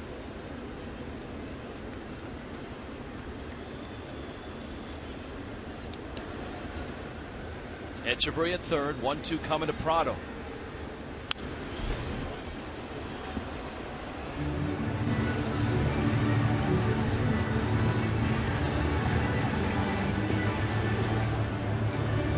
Stanton waits. Miami has 7 hits with their 2 runs. Atlanta's got 8 hits with their 3.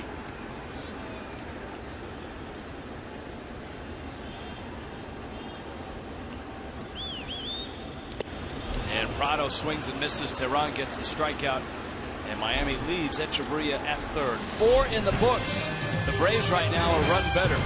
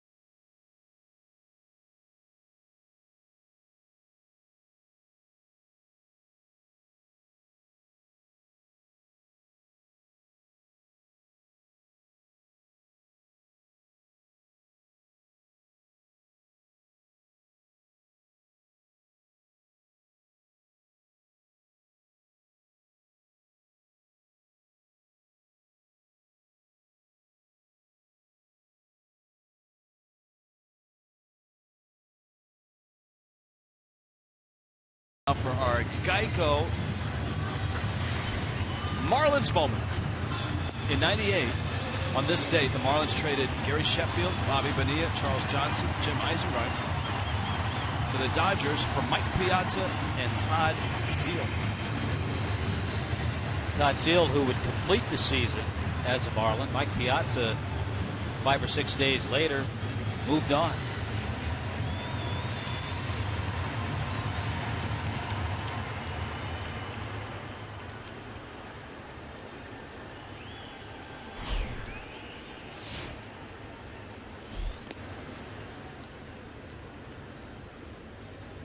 Phil Goslin. Neither pitcher has had a clean 1-2-3 inning. Now, the Braves only sent 3 men to the plate in the first. There was a single, but a double play involved.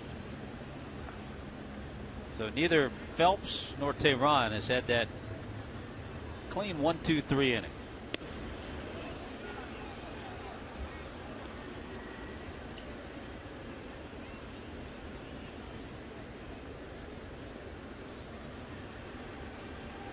Goslin, a versatile infielder, can play a lot of places. Chris Johnson is down right now with a broken hand. And so Goslin getting some reps at third. Couple of hits. There's Freeman with Markakis to follow. We've talked about some of the different universities. University of Virginia for Goslin. And Goslin cranks one on a hop off the wall. Well, the Braves are seemingly have a runner in scoring position early in just about every inning. That's a double. He's a 3-for-3 night for the former Virginia Cavalier. Boy, this curveball just hangs inside, and Goslin all over it. He clears everything and has a nice swing. If you don't keep your hands back, you see that pitch and you pull it foul. You hit it well, but you pull it foul. Goslin stayed back nicely.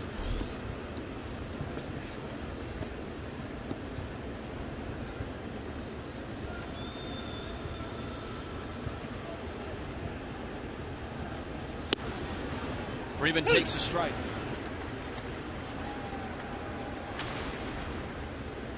Lined into a double play, really scorched one right at Mike Morse at first in his first at bat, and then he singled in the third.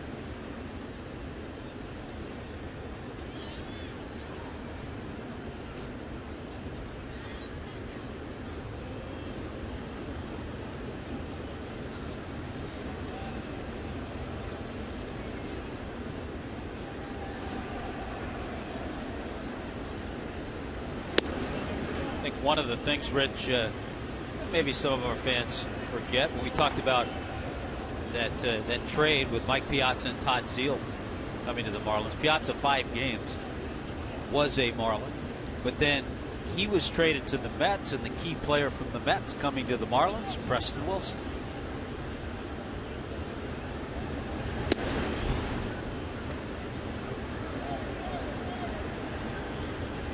Just think, had that trade not been finished, Mike Piazza might be on Marlins Live sitting next to Craig. Well, Mike makes his home in South Florida. Possible. We're glad Preston is along for the ride with us.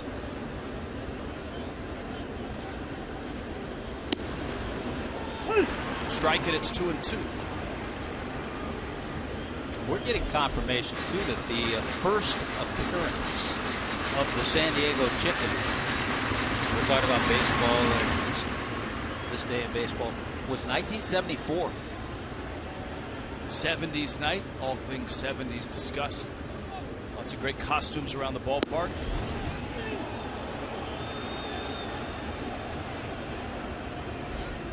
'70s night, it would have been nice if the umpire, the home plate umpire, C.B. Buckner, were to use one of the big protectors.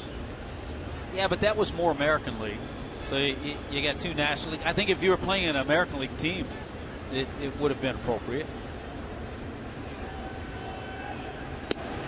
Got him! David Phelps strikes out Freddie Freeman. He's got 3 or 4 of his strikeouts on that fastball that he has spotted right in that area. It's a perfect pitch. Fox Tracks has it right on the black, and look at it come back and get that strike.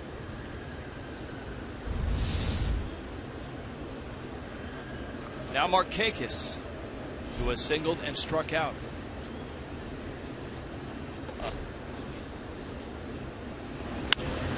In the air, Yelich in, now back, and makes the catch. Tommy, make sure you're up early tomorrow morning. All right.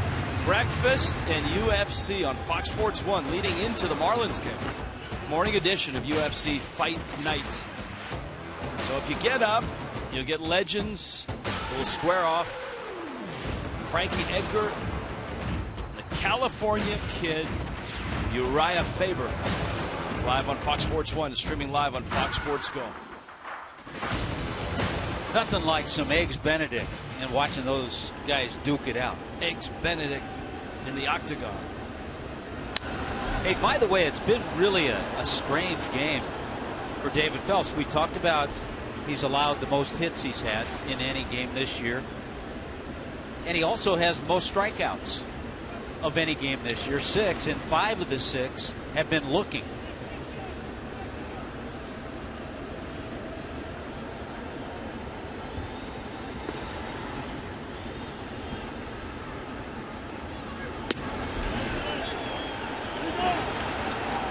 No swing.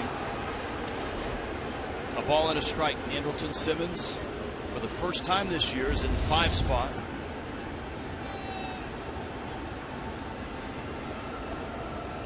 It's always interesting. That look right there, that side swing look, comes from a camera in the first base well. Bouncer to short. Echeverria loads up and gets the out. And David Phelps escapes a runner at second and nobody out spot. Giancarlo Stanton clobbered number 9. His next at bat was coming up.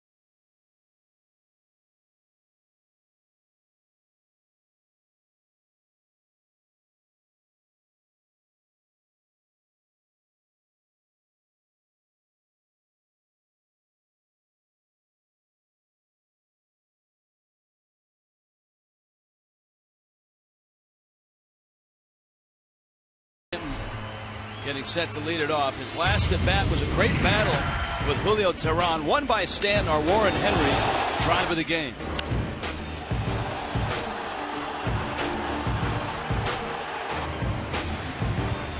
I think the great part of that at bat, the 3 pitches prior, the 3 fastballs that he fouled off.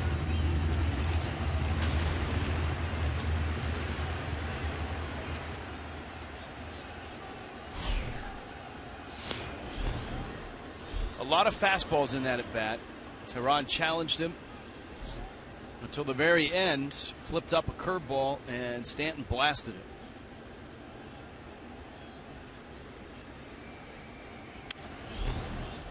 And he comes in with a fastball and gets strike 2. Stanton, Ozuna, Yelich for Miami, halfway through, opener of a weekend series.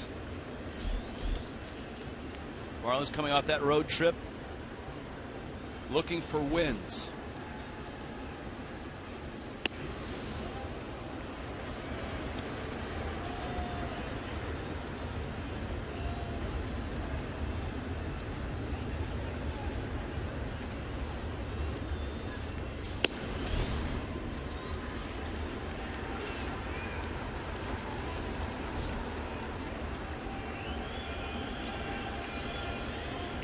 Yelich watches.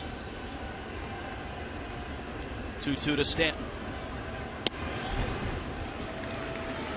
He's certainly in the last week to 10 days is in a much more selective mode or mood. And that usually just means he's picking up the ball. He's seeing the ball better.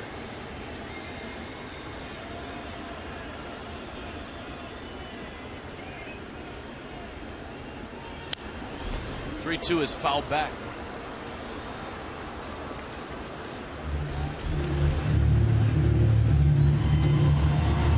So it's right back to where it was before the home run.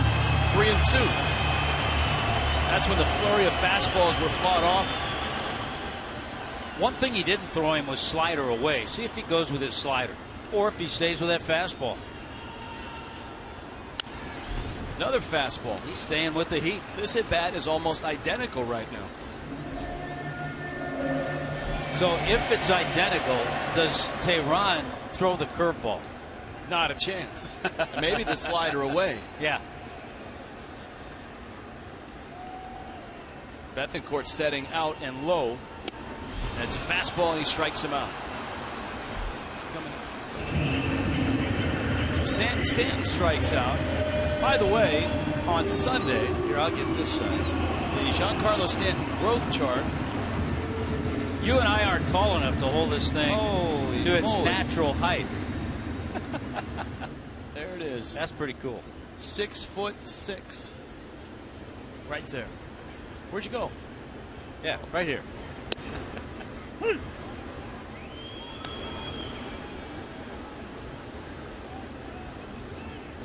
I think he's seen more fastballs his last two at-bats than I can recall of any two at-bats in a row.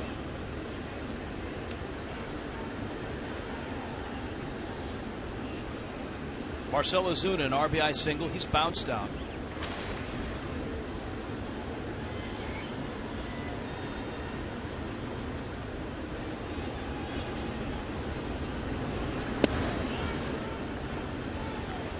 Not too many. A changeup. He hasn't thrown too many tonight.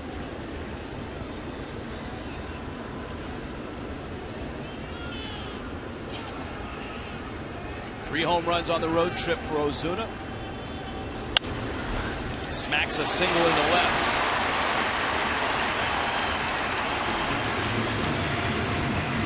A one-out hit, and here comes Yelich. So Ozuna has had some success against Tehran. 9 for 24 now with that base hit. His second hit tonight and an RBI single in the first inning.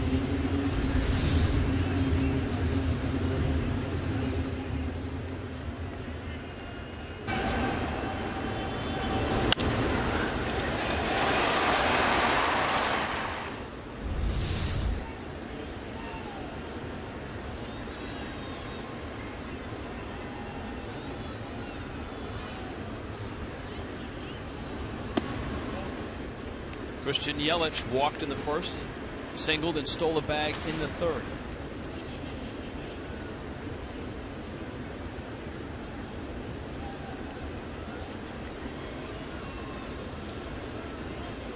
Braves outfield towards left center.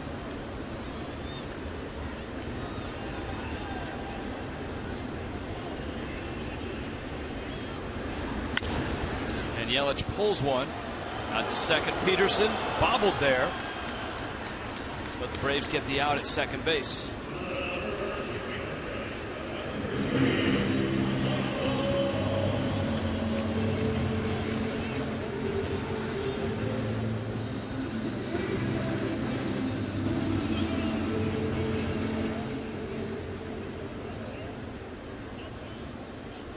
Michael Morse now. For Morse, he's 0 for 2 with a pair of strikeouts.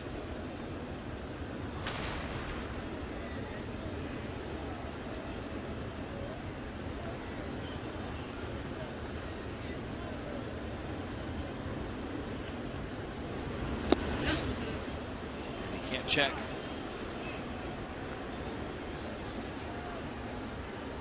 And Tehran with 3 strikeouts, 2 of them Michael Morse.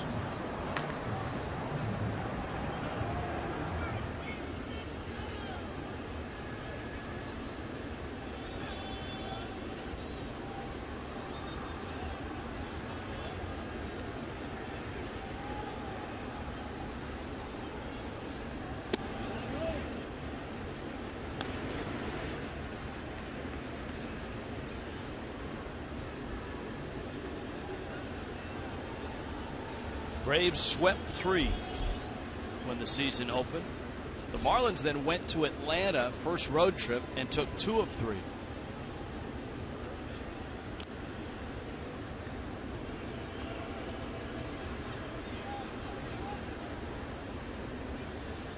Yeah, 2 of the games here were close.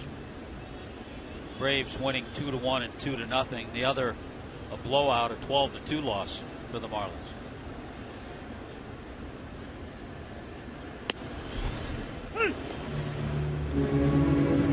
One and 2.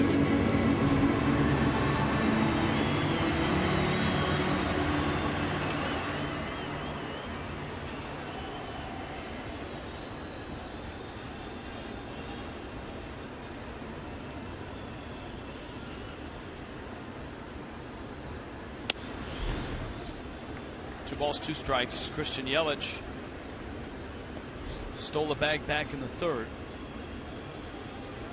His 4th stolen base.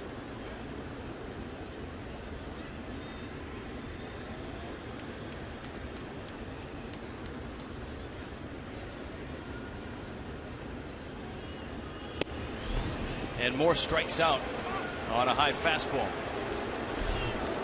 And the Marlins are done here in the 5th. On to the 6th. 3-2. Atlanta on top.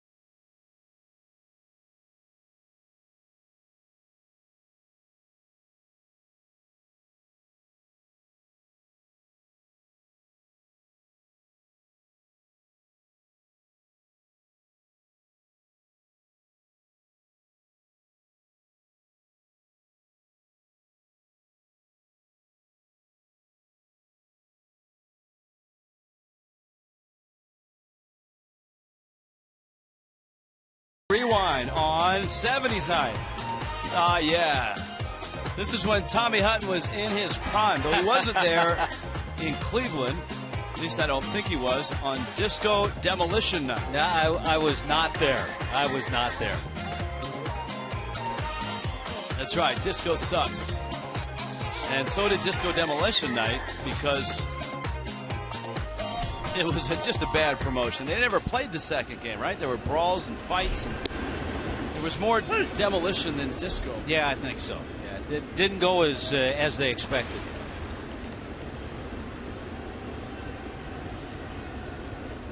Todd Cunningham takes a strike. Cameron Maybin, Christian Bethancourt, David Phelps into the 6th in a 1-run game. Well, you have a couple of guys. Phil Gosselin's 3 for 3. Todd Cunningham is 2 for 2. And one of the ways, and we talk about this once in a while, one of the ways David Phelps can get away with giving up the 9 hits, the most he's given up in a start this year, he hasn't walked anybody.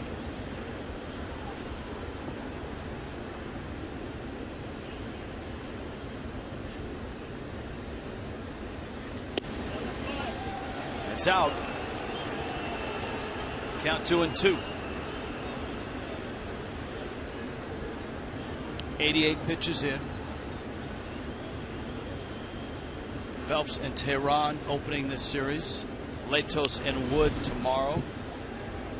Kohler and Shelby Miller on Sunday. Well, there's a little movement in both bullpens. Tehran's due up 4th in this inning for the Braves. Some relief pitchers will just hop up and start throwing. If a relief pitcher has an idea he might be going in, or if the pitching coach calls down the bullpen and says, hey, you're probably going in, it allows a guy to get up, move around, start to stretch.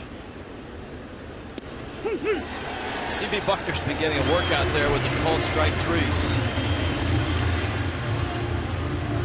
Down goes Cunningham. Up comes Maven. As we told you, the Marlins are on Fox Sports 1 tomorrow. 1 o'clock start, and then at 4 o'clock, the Pirates and the Cubs played a wild game today. And that begins right after at 4 o'clock Eastern.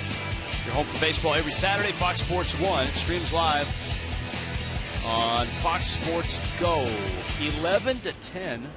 The Cubs beat the Pirates, walking off in the 12th. That was a crazy game. At one point, the Cubs had a 10-5 lead. Pirates came back and tied it. Wild one at Wrigley. The wind was blowing out. Gregory Polanco apparently tripped in right field, and a harmless fly ball fell in for a walk-off hit in the 12th. Well, when things like that happen, who knows?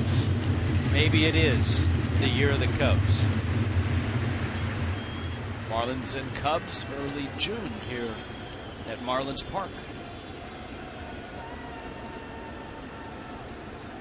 Maven RBI double in the 4th.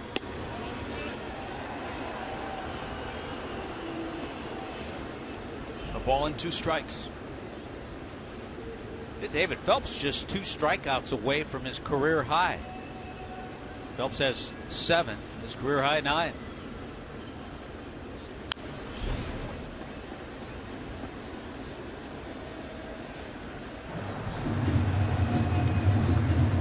Atlanta's bullpen.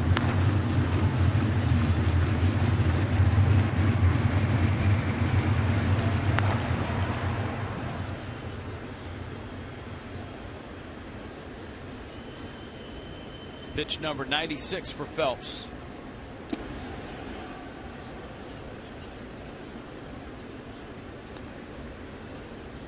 Phelps' overall numbers coming in, an ERA of just under 3.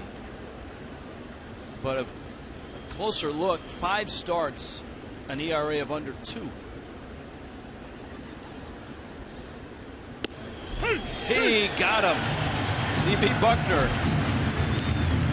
This has really been a workmanlike veteran type start. There are a lot of younger pitchers giving up all the hits that he's given up. And think about it, Phelps has given up just 1 earned run. He's lowered his ERA to 2.72 overall. So he's given up the 3 runs, but just 1 earned run, and now has 8 strikeouts. I know it's 70s night, and I know that movie was not made in the 70s, but C.B. Buckner is kind of looking like Leslie Nielsen in Naked Gun, isn't he? With the strike 3 called. Well, 7 of the 8 strikeouts of Phelps have been called. You can say he's on the same page as C.B. Buckner tonight.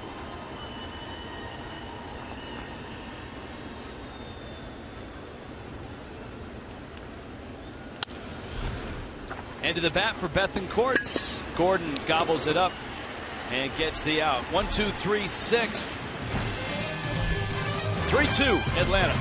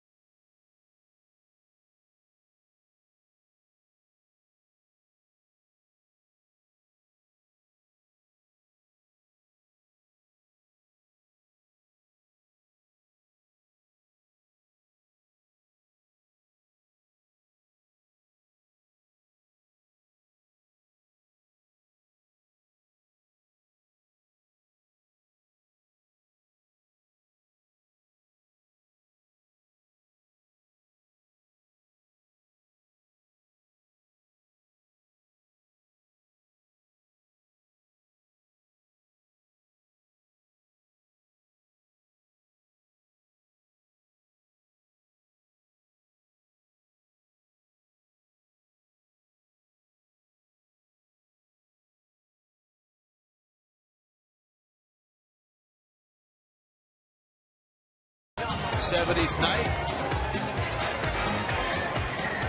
Tommy Hutton in the 70s. There you go. Love the mustache. Sitting on the carpet at the vet.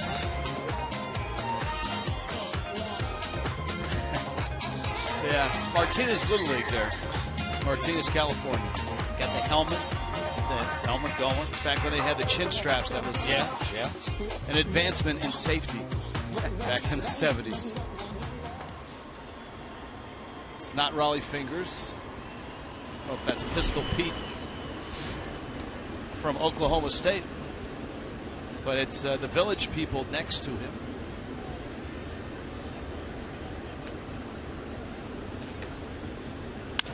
Real Muto pulls one in the hole. Simmons is there, and he gets the out. One out here in the 6th. Danny Echeverria, and in the pitcher spot against Julio Teheran. David Phelps is through 6. Teheran trying to get through there as well as he approaches 100 pitches.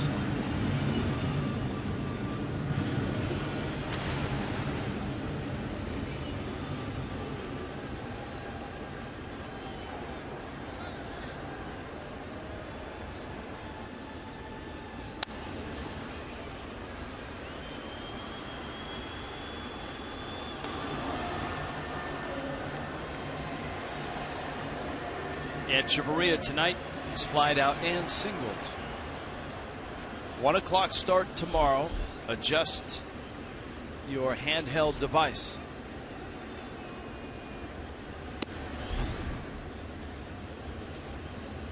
Or watches. You can you get the new Apple Watch, which has got everything right on your Now I heard on your arm. I heard something about that the other day that was kind of counterproductive. In order for it to work, you still have to have your phone with you. I did not know you read Tech Magazine. That's good though. But I did hear that. And I'm thinking, well, why would you need the watch if you have your phone? 1-2. Edge pulls it. I had a lot of time to read it on the flight from L.A. Goslin just got him by less than a step. And there are 2 outs. Ichiro's coming up. This is David Phelps' spot.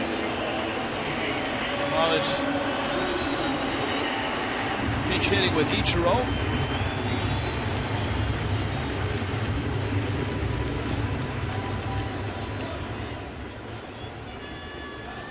What a great job by David Phelps, because there are a lot of pitchers who would have given up 9 hits and might have lasted 3 1/3 innings. He battled through it. He made some great pitches because he struck out just 1 less than his career high. Struck out 8. Didn't walk anybody. And gave up 3 runs, but 2 unearned runs. So just, you know, it's just a weird start, but a very good start by Phelps. You're not always going to have your best stuff. But you know what? In terms of strikeouts, In some respects, he did, though. Ichiro up the middle into center field. That's a base hit. So a pinch hit by the legend. Ichiro is aboard. And that brings up D. Gordon. You know, he just continues to get base hits. His 4th pinch hit. Ichiro's 4 for 12 now as a pinch hitter. You know one thing for sure. When he goes up there, he's going to put the bat on the ball.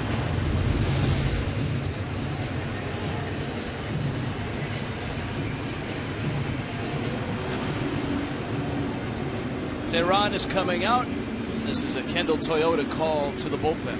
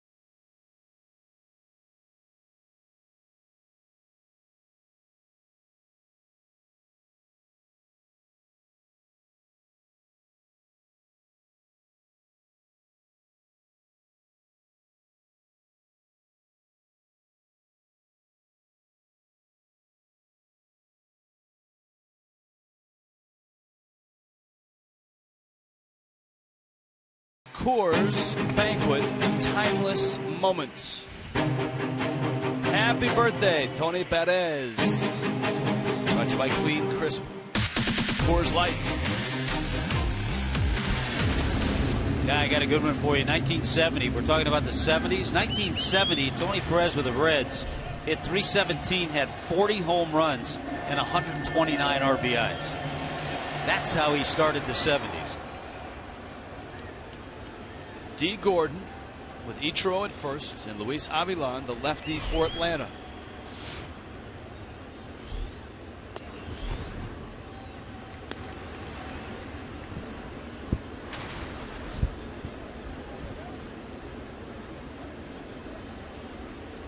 Two more hits for Gordon. 60 on the season. 18th multi-hit game. This is his 33rd game of the year. Prado next. You got speed at first with Ichiro, but there's 2 outs here in the bottom of the 6th. And Gordon's at 2-0 now. And that's up 3-0.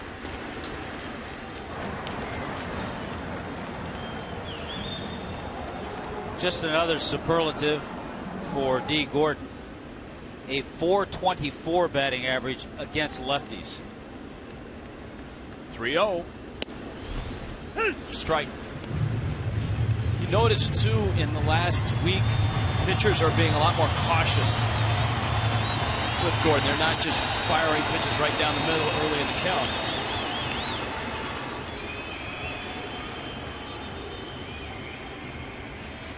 This was an area where the Braves really excelled in that 3-game series to open the season.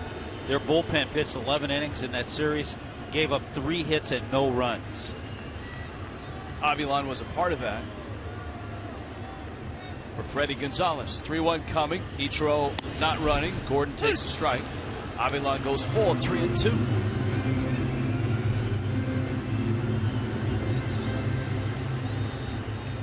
David Phelps watching.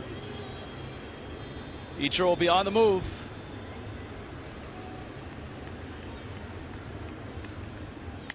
And Gordon sends it into center field. Another hit. Ichiro on his way to third. Gordon takes a big turn. Gets almost 3/4 of the way to second. There's nobody at first. And the Marlins have him at the corners. 2 outs. 3 hits for D. Gordon. And yes, it is a league-leading 11th 3-hit game.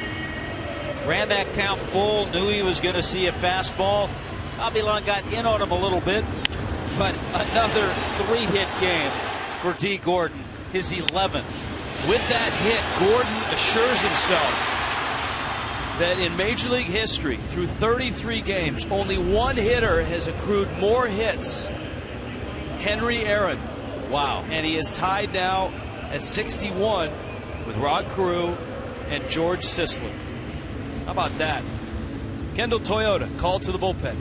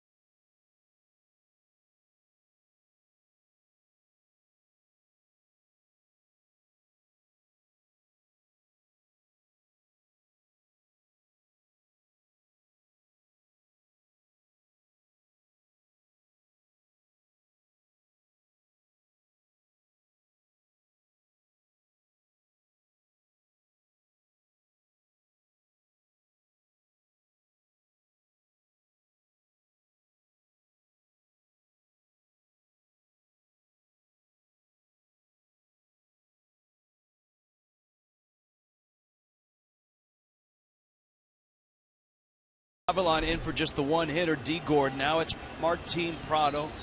And the righty, Brandon Caniff, is in. He throws over to first. Speed at both corners. Gordon at first. Ichiro at third. And you've got Martin Prado at the plate. Caniff has had a nice year. Martin Prado, a chance to do a little damage against a team he was with 7 years.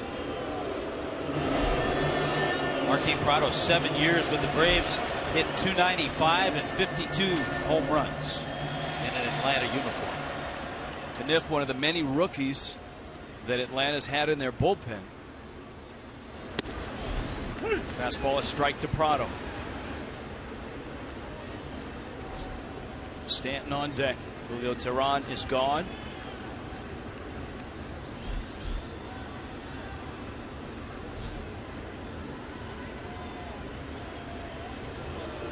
Another throw over. Would you run Gordon here? Yeah, but you certainly don't want. It's one of those, if he's safe, because you don't want to end the inning with Prado up there, because you know Prado's going to see pitches if he's successful. If he steals second and first base open, he's going to still see pitches. Prado's also so good, though, at taking the ball the other way. With a runner at first base, he has that nice hole over on the right side. And right now that hole is wide open. You can see Freeman holding the runner.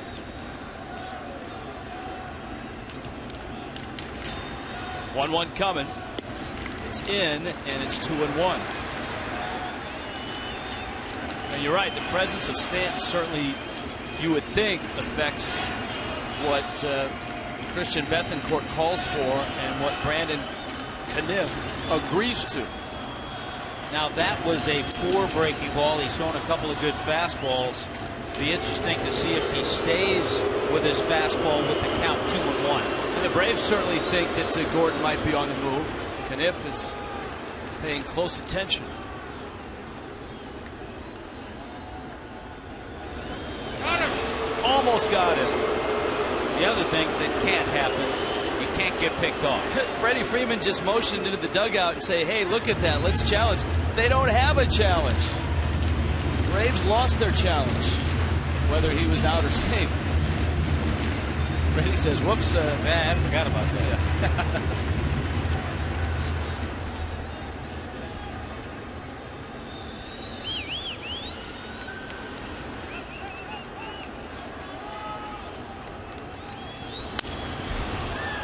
Prado fouls off a fastball. And he did stay with that fastball. Or if they had a challenge left, let's look at it just for kicks. Well, he was leaning. I can't see when the hand gets in. Had they had one, though, it would have been a place.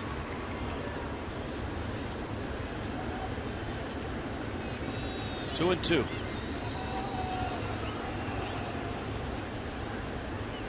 Prado against the 26-year-old right-hander. Ground ball. And it's Peterson who gets the out. And the bullpen of the Braves gets out of that sixth. Atlanta still on top. It's 3-2.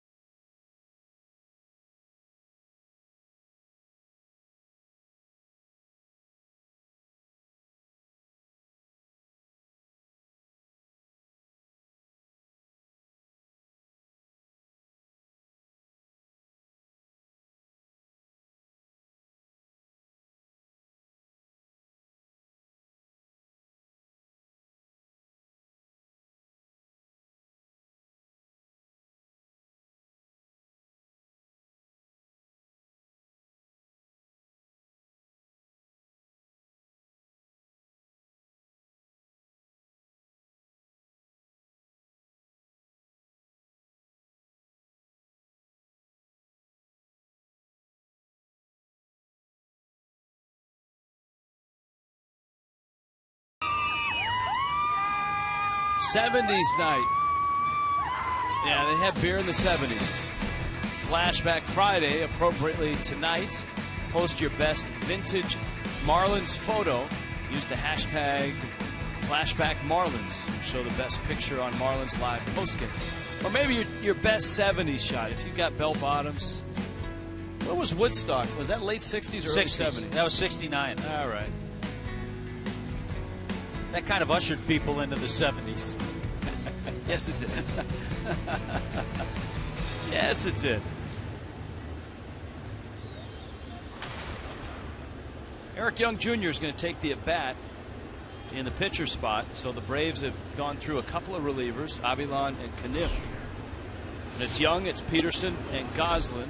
9-1-2. That's a good point, Rich, too. Because of the base hit that D. Gordon got off the left-hander Avilan, it made Freddie Gonzalez have to go to his bullpen again.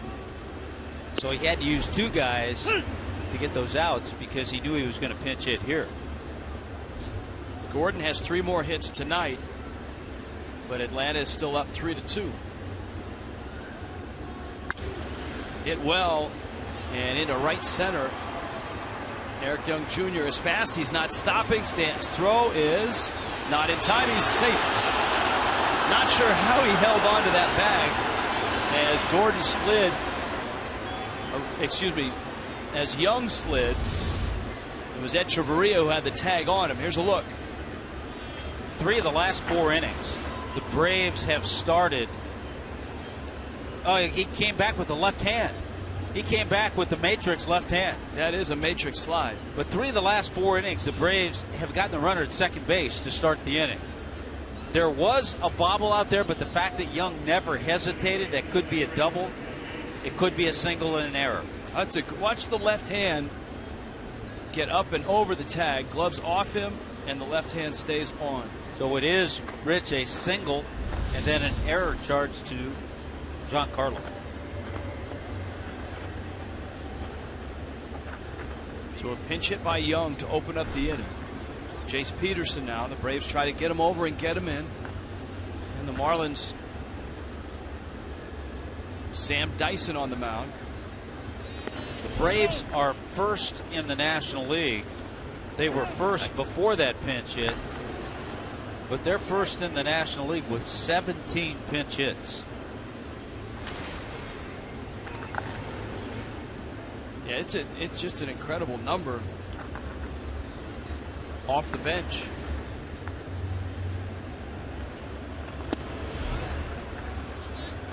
Came in at 340.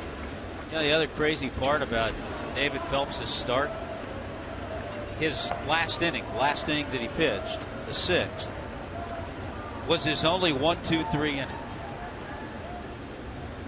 With Sam Dyson now. He's 2-0 on Jace Peterson. Hit hard. Morse has got it. Thought about third, and then I don't think he could get it out of the glove. It's stuck in the webbing. He was thinking about it, which is a good idea when you get the ball that quickly, even though Young has great speed. But he couldn't get it out of the webbing.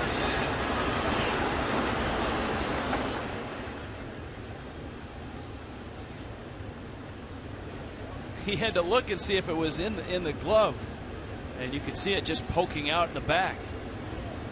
That's taking back of the glove to an extreme. So the Braves get the job done. Peterson does. The infield has to come in to defend Phil Goslin, who has 3 hits. That ties his career high. He's had the best swings of the night for the Braves. A double and a pair of singles. Infield in. Dyson is a good ground ball guy. With that heavy sink. 1-0.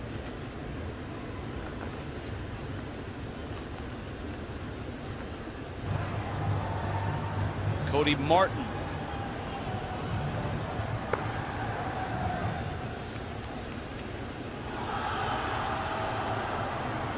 Runner goes, squeezes on it. It's popped up. Dyson on the mound has it, and the Marlins get out of it. Thank you very much.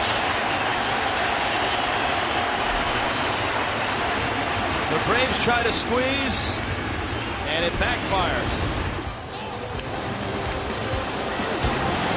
And it's still 3-2 Atlanta.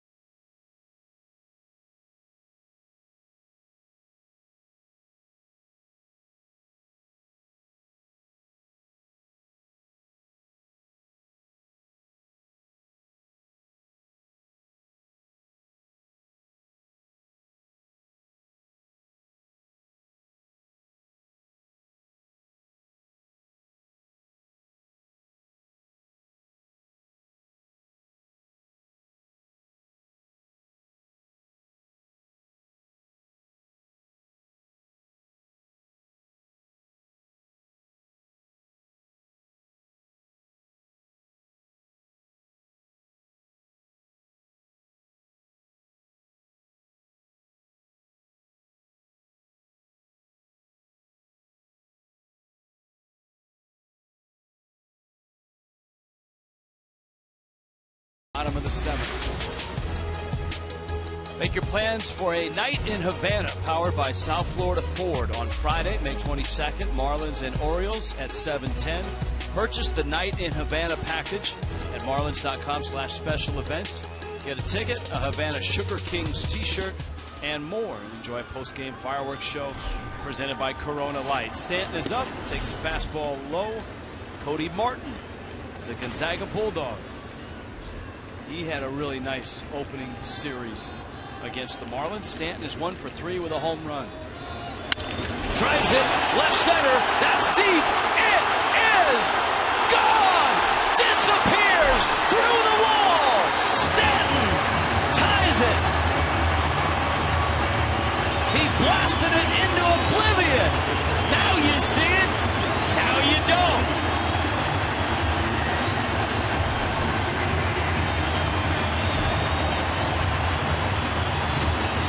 He got it over the tall wall in center and went right through the camera eye on the hitter's background. Watch this. He has seen a steady diet of fastballs tonight, Rich. He took care of that one. See ya.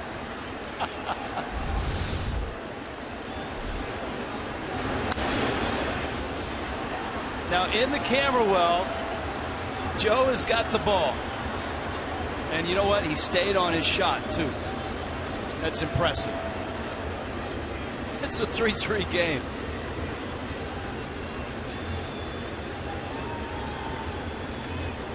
Great stuff, Joe. Cody Martin misses outside.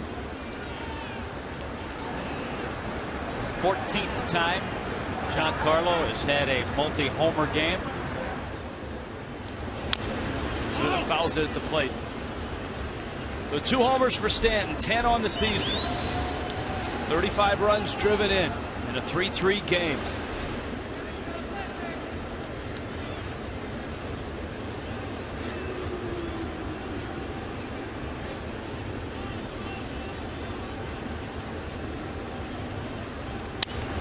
Ozuna, right center. That's pretty well hit, but Markakis is there, and he makes the catch. And there's 1 out. 3rd reliever to work for the Atlanta Braves. You see Miami's box score. Both of Stanton's hits, home runs. Look at Gordon at the top of the lineup. 3 more hits for Gordon. 61 hits in his 33rd game. Well, the Marlins are ahead of pace compared to that series that opened the season. Marlins scored 3 runs in the 3-game series. They've scored 3 tonight.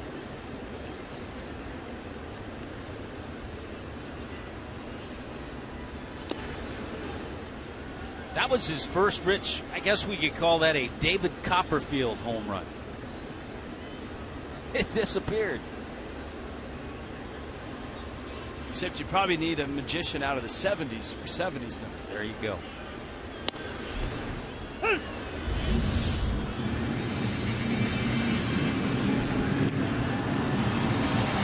Right through the batter's eye.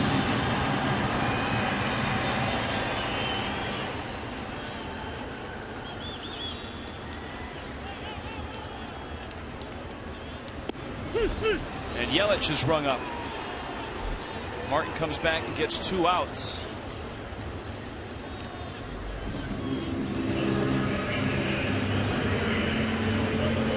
And Michael Morse will be the hitter. Remember last year, Rich, Giancarlo tore it up at home. He hit .310 at Marlins Park, and 24 of his home runs, 24 of his 37 home runs at home. Morse drives it to center. Back goes Maven. Has room and makes the catch. And the inning is over, but Miami draws even. Things are starting to heat up for Giancarlo Stanton. Homered in the 3rd, and here in the 7th, a laser beam to center that cuts right through it.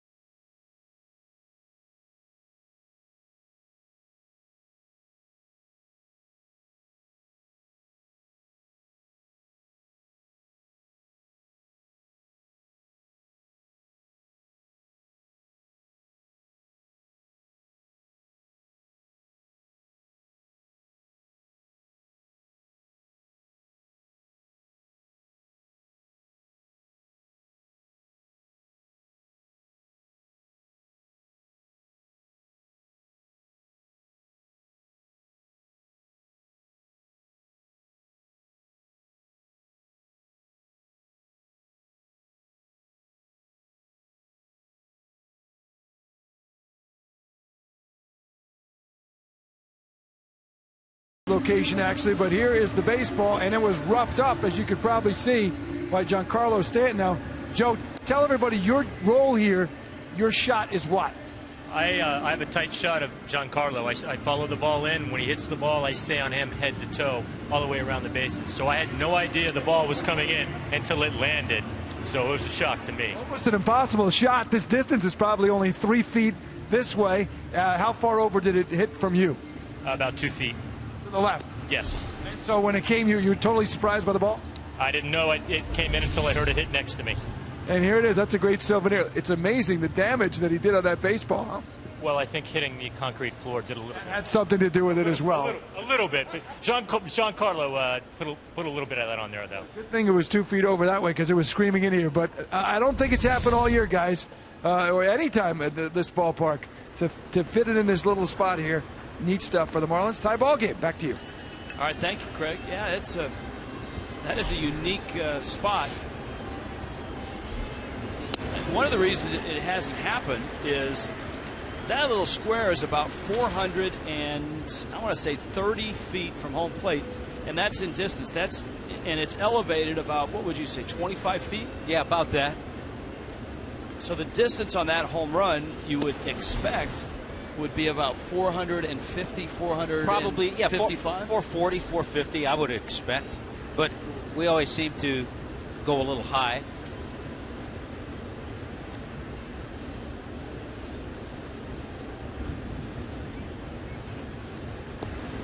Well, the Marlins now with Mike Dunn in. He takes over for Sam Dyson. David Phelps went 6 innings. Gave up 2 runs, 1 of them earned. Or excuse me, 3 runs, 1 of them earned. Phelps was outstanding. He didn't walk anybody, and he struck out 8. That's one of the things you can do against the Braves. Mike Redmond can make the move with Mike Dunn because they have back-to-back lefties in Freeman and then Markakis. Yelich in to make the catch. Miami's bullpen here. Sam Dyson held it in the 7th. Dunn gets the 8th. We saw on Wednesday in Los Angeles the committee that Mike Redmond had talked about. It was Dyson, Morris, Dunn, and then Ramos who got the 9th. That was his first career save, and I think really takes a little load off A.J. Ramos. I mean, he knew he could save games because that's what he did in the minor leagues, but that was his first as a major leaguer.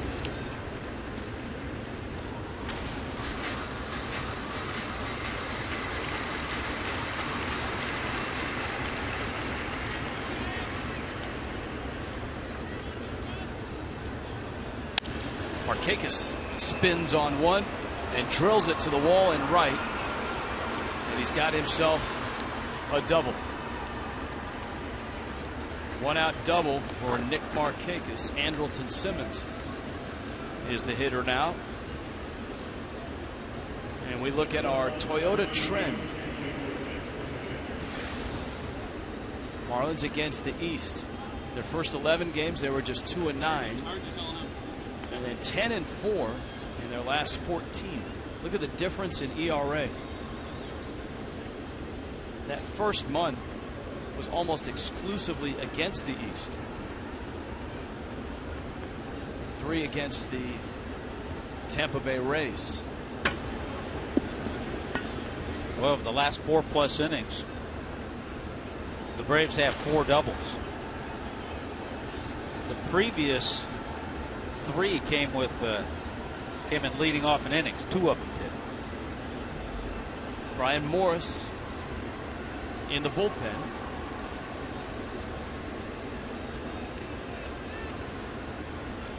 And so Mike Redmond hasn't made the move. He may be giving a few more pitches for Morris down there in the bullpen.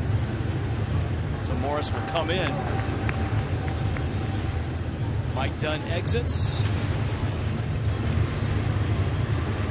In comes Morris. It's a Kendall Toyota called to the bullpen.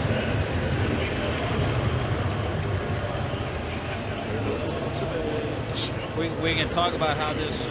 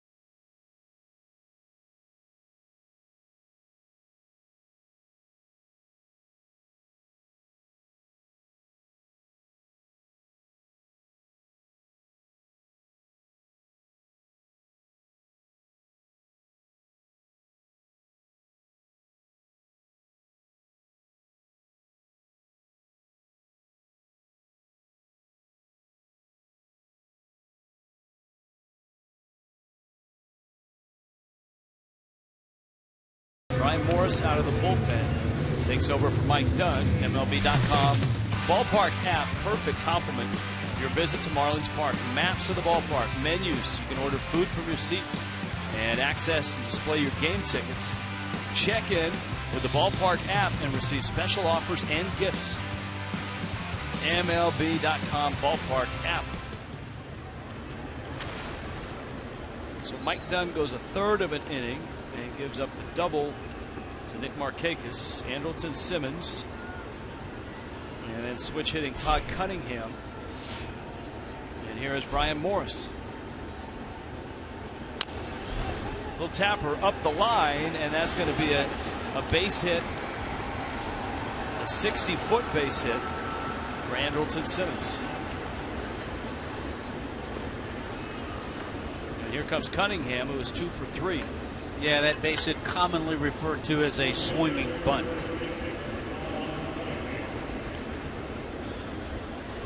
But at least Markakis had to stay at second base.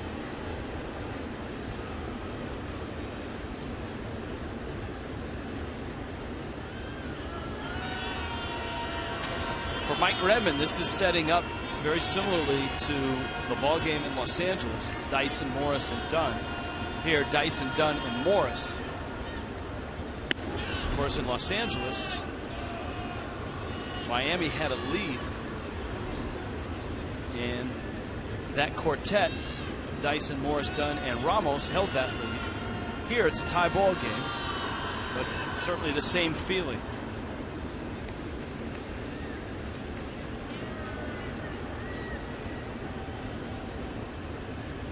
Cunningham into center field. That's a base hit. And around third is Markakis. Ozuna up with the ball. The Braves reclaim the lead. Back and forth they go again. Every time the Marlins tie the game, the Braves seem to score a run and reclaim it. Now the Marlins better figure out a way to get Todd Cunningham. It's his third base hit. A couple of singles and a double. That slider stayed up and out over the plate.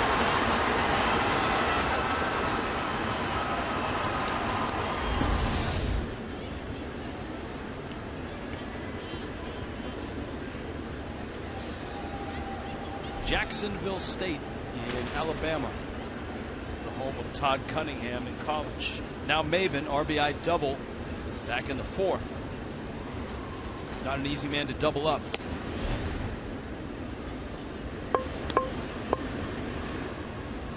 Freddie Gonzalez is in a similar spot. He's used Luis Avila, Brandon Caniff, and Cody Martin. Well, we mentioned, I think it was about the fourth inning, the way both starters were working. This definitely would be in the hands of the bullpens. Line to right. Stanton makes the catch. Major League Baseball's StatCast is reporting 474 feet for Giancarlo Stanton's homer to center. Boy, that's one of the few times we undercut it. And remember, that goes for the angle of the ball, the speed of the ball, and that helps determine how far that ball would have gone had it not slammed into Joe's little corner of heaven there. Into the camera cutout of the batter's eye.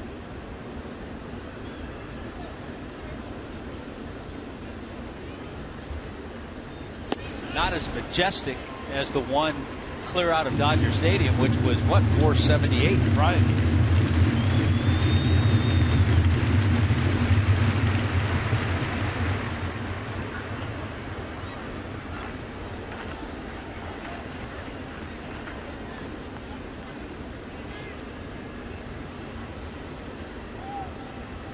Runners go, taken out, and the Braves swipe a couple bags.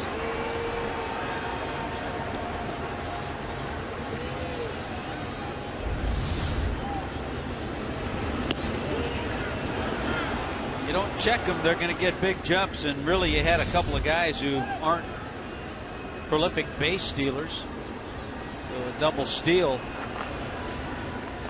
and pulling it off with a couple outs. Bethencourt swings and misses. It's 1-2. I like the fact that a young catcher didn't throw down to third.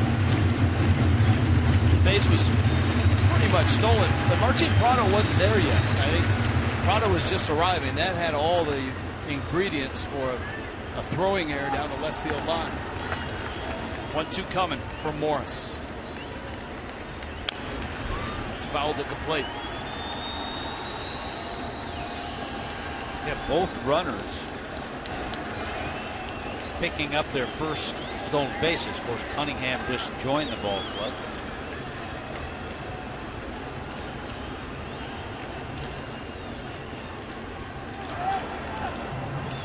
Jim Johnson in Atlanta's bullpen.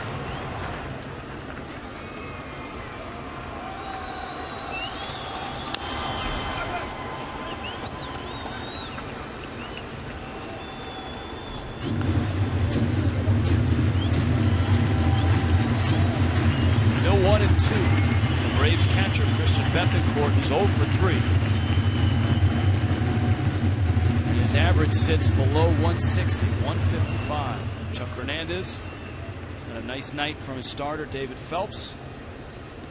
1 earned run, 2 unearned runs, 8 strikeouts and no walks. Check swing, ball in the dirt, skips into Miami's dugout.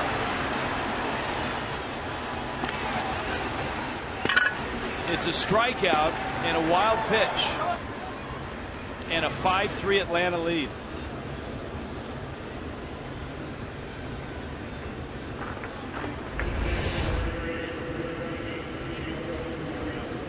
A slider that JT Realmuto gets down on. He's there in the right position. Look how that ball squibs away with the spin of it. It takes it in the other direction. And easily the Braves add on and get another run. And now Morris has to regroup. Pedro Siriaco will get the pinch hit at bat. Look at, he's 2 for 3. And as Tommy pointed out, the Braves have just crazy numbers as pinch hitters this year. Eric Young Jr. had a pinch hit. The Braves are now 17 for 48. It's about a 350 clip. They're pinch hitters. Right center field. Stanton starts after it, and he makes the catch. But Atlanta gets 2 in the 8th, and the Marlins are down 5-3.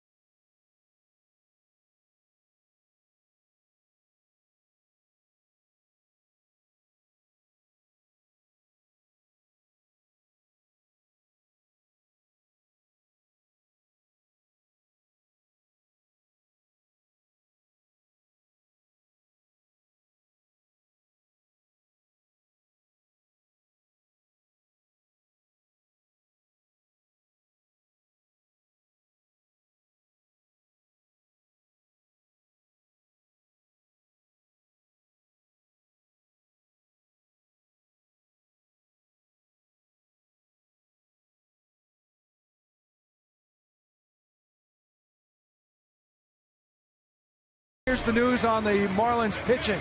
Jared Cozart, who left the game with a hamstring strain the other day, he's going to have a bullpen session tomorrow. He told me today he feels really good. He took an MRI. the thing is, he wants to pitch Tuesday, but he's got to make sure he feels okay. So he told me that he's going to have to push it tomorrow in the bullpen session because he doesn't want to go at it halfway, if you will, and then get into the game and have to leave in the second inning next week. It's not impossible that he misses a start or more, but he's trying to be positive. And right now he's saying, my goal is have a good bullpen session and pitch Tuesday. The ramification could be this.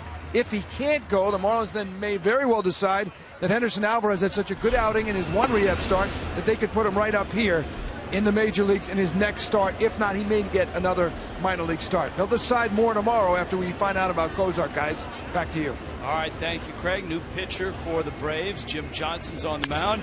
Real Muto, left center field. Cunningham won't get it, and it goes to the wall. And JT Real Muto has got himself a leadoff double, and that has to feel pretty good for the rookie catcher. That wild pitch that got away, adding that extra run for the Braves. Leadoff double here in the 8th. Well, he also lined out to second base earlier in the game. Johnson, who relies on that power sinker, didn't get that ball down, and JT really capitalized on it and hit it well.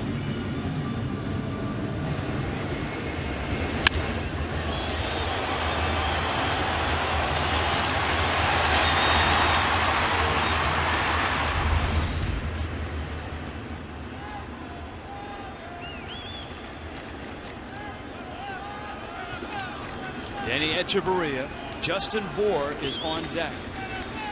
You see Johnson's numbers. Former closer for Baltimore.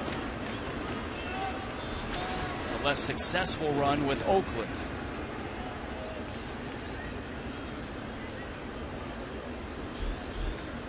You know, we saw the two veteran right-handers in that first series of the year, Johnson and then Jason Grilli.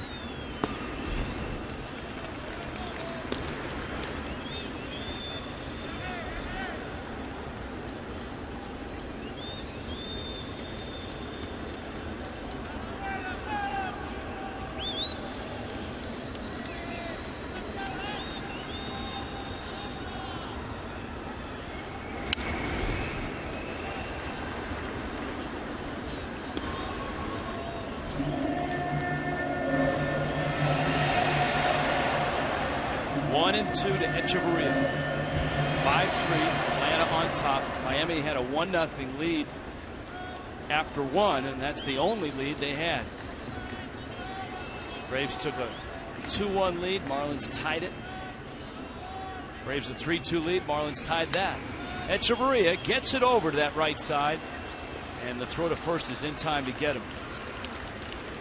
So the Marlins have gotten him over. Let's see if they can get him in now. Here comes Justin Bour. You know, obviously when you're down 2, you'd like to do a little bit more. But you know what? When you're up there battling and you have 2 strikes on you, you're still able to get the runner over. Good job by Edge.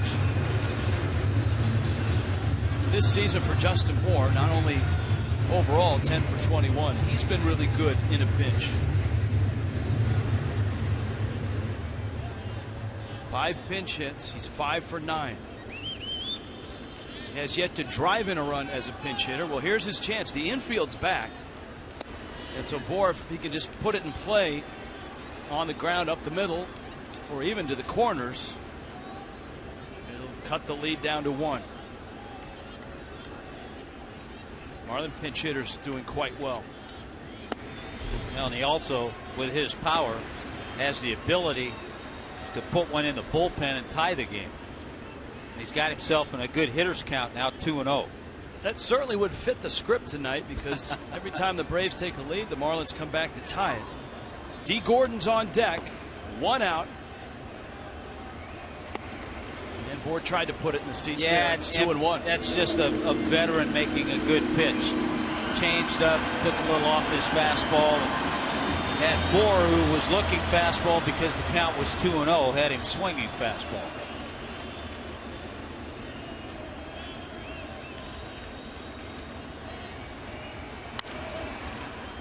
Hooks it, and now you've got the veteran reliever who's looking for a punch out of the young lefty slugger.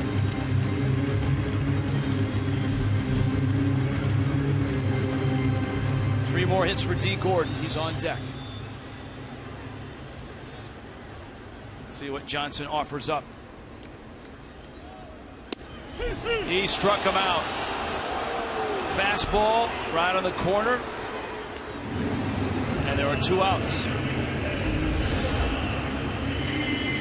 Boy, the veteran makes a perfect pitch just on that corner.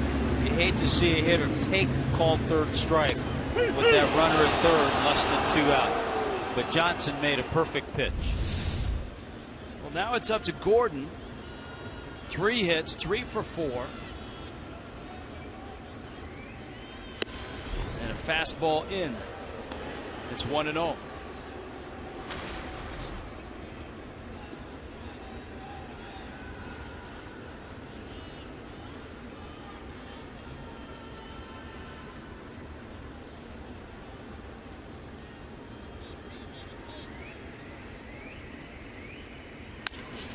Pulls the ground ball out to second. Peterson to first in time. And Miami strands that runner at third base. Braves a 5-3 lead to the 9th.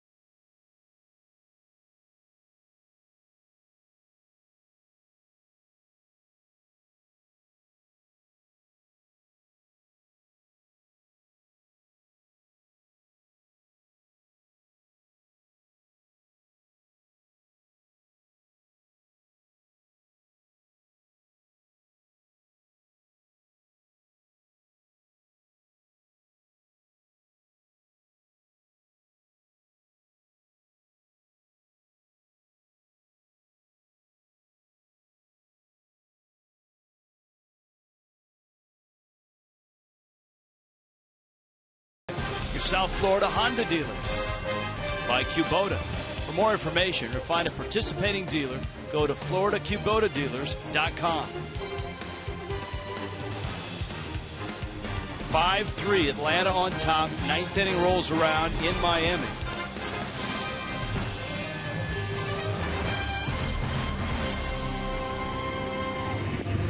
Brad Hands out of the Marlins bullpen.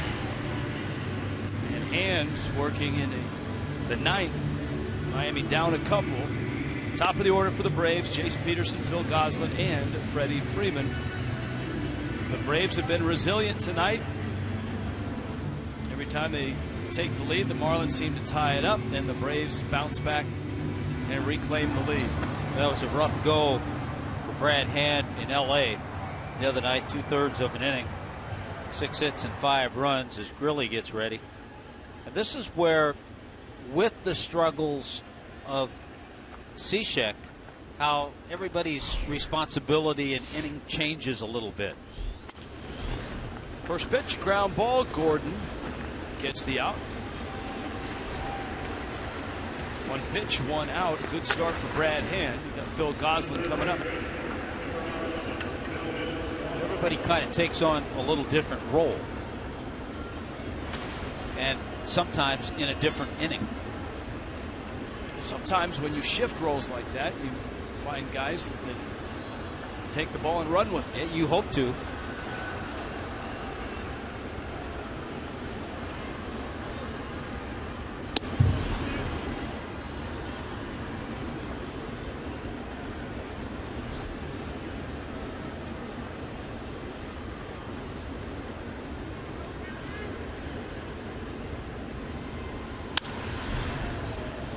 Right field line. Stanton over for a look. And it's in foul territory. Ball and a strike. Marlins in the bottom of the ninth will have Prado, Stanton, and Ozuna. Giancarlo Stanton has homered twice in the ball game.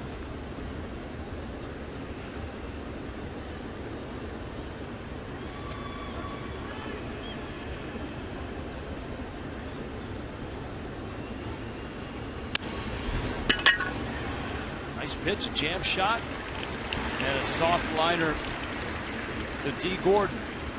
Brad Hand has 2 quick outs. Now he gets Freddie Freeman, who's 1 for 4.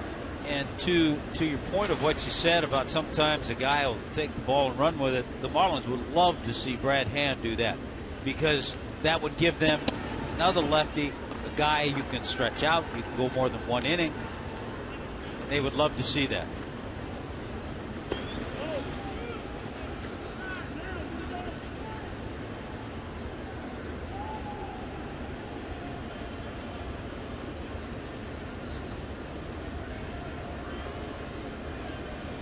One and 0.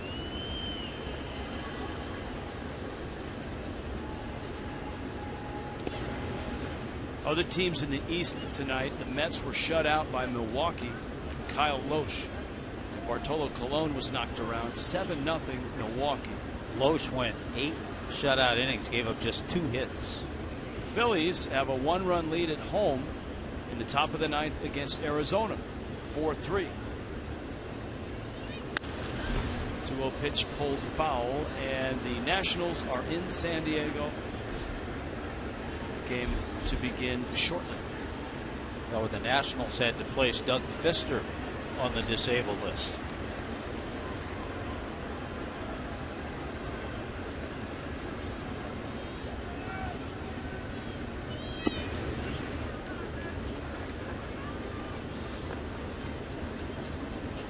Three and 1. Grilli is ready.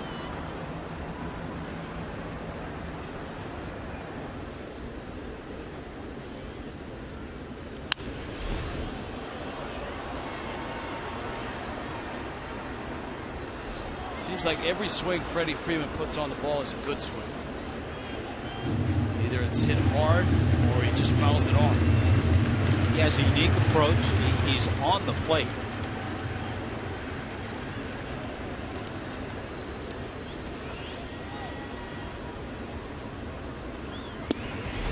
He swings and misses. Brad Hand goes 1, 2, 3 through the ninth. Miami is down 2, headed to the bottom of the ninth. Tonight, Giancarlo Stanton has gone out to left and then out to center, and he's due up second in the bottom of the ninth.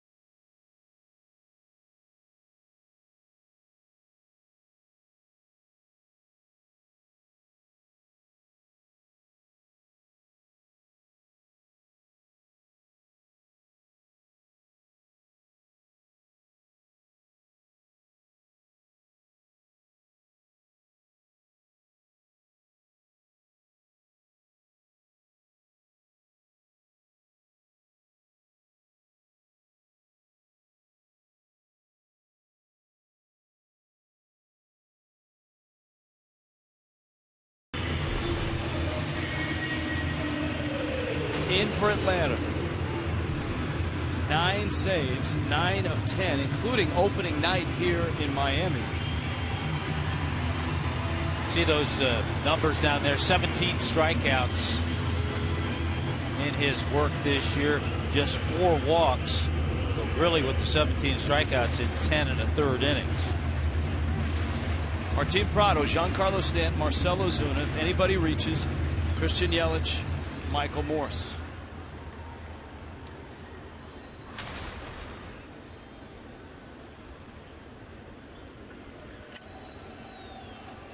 And so Stanton, who has a pair of solo homers, up second. Grilli looking for a save, will be his 10th. He did take a loss this week in Cincinnati. Came into a tie game and gave up the winning run.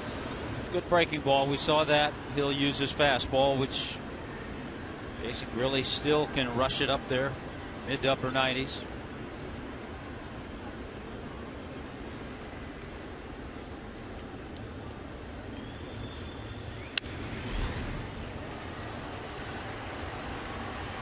An 0 for 4 night for Prado. Miami has banged out a dozen hits, including 3 more for D. Gordon.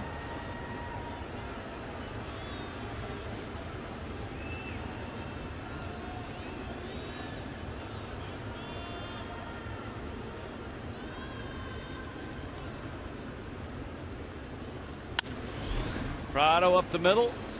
Peterson has it covered. And there are 2 outs. In case you missed it, H.H. Gray high def highlights both homers for Giancarlo. Curveball off Tehran. And then watch where this next one lands. First estimate is 474 feet, right through the camera window in the batter's eye.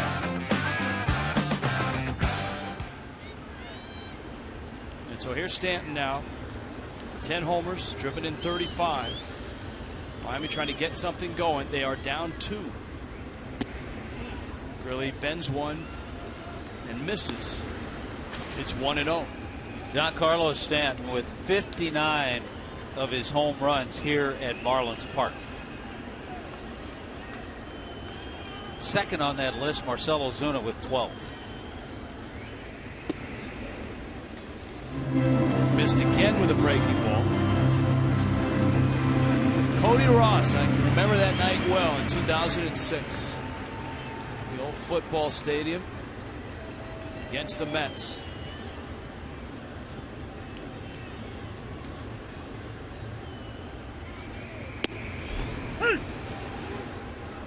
I think it would be fitting, too, for Stanton to hit his 3rd one to right field. Since he's gone left field, center field, he can find that Marlins bullpen. He came 2-0 with a fastball after throwing and missing with 2 breaking balls. Zips a fastball outside that counts 3-1.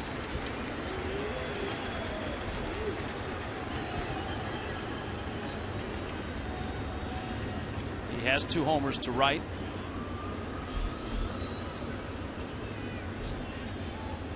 Marcell Ozuna's on deck.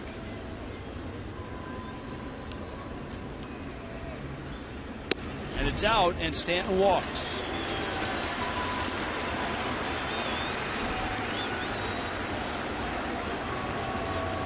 There's where some managers, some pitching coaches would certainly want Grilli just to go after him. If Stanton hits his 3rd home run, the Braves still have a lead, but all of a sudden now, because of the walk, Marlins get the tying run to the plate. Roger McDowell looking at the charts. Ozuna, 2 hits, an RBI single. Stanton, the runner at first. Drops a breaking ball in for strike 1.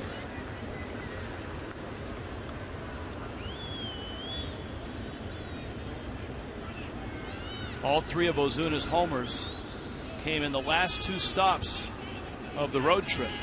San Francisco and Los Angeles. In the dirt, kicks away, and Stanton gets himself down to second. Important because it erases the opportunity for a double play that could end the game.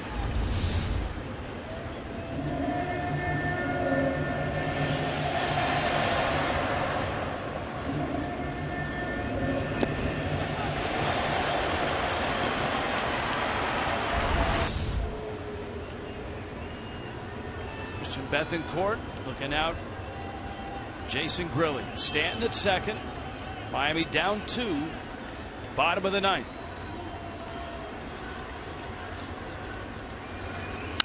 Ozuna, left field. It's deep. Cunningham has room though at the track. Stanton tags, and he'll stay right there. Well, I tell you what, that ball just, and I mean just, got in on Ozuna a little bit. He's quick. And we talk about that all the time. Quick hands. Just didn't quite get to that one, but it was close.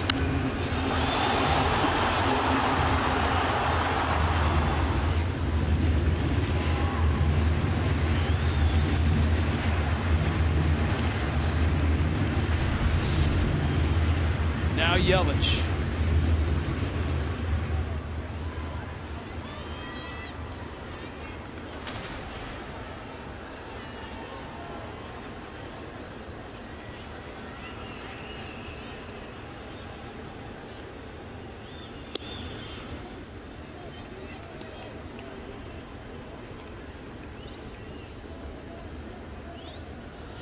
Christian Yelich, a single in 3 trips. Really trying to nail down the save. Miami trying to keep this night going.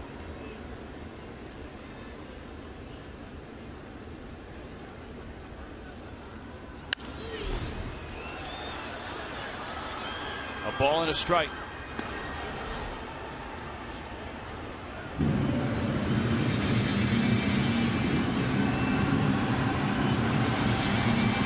Michael Morse, if Yelich reaches.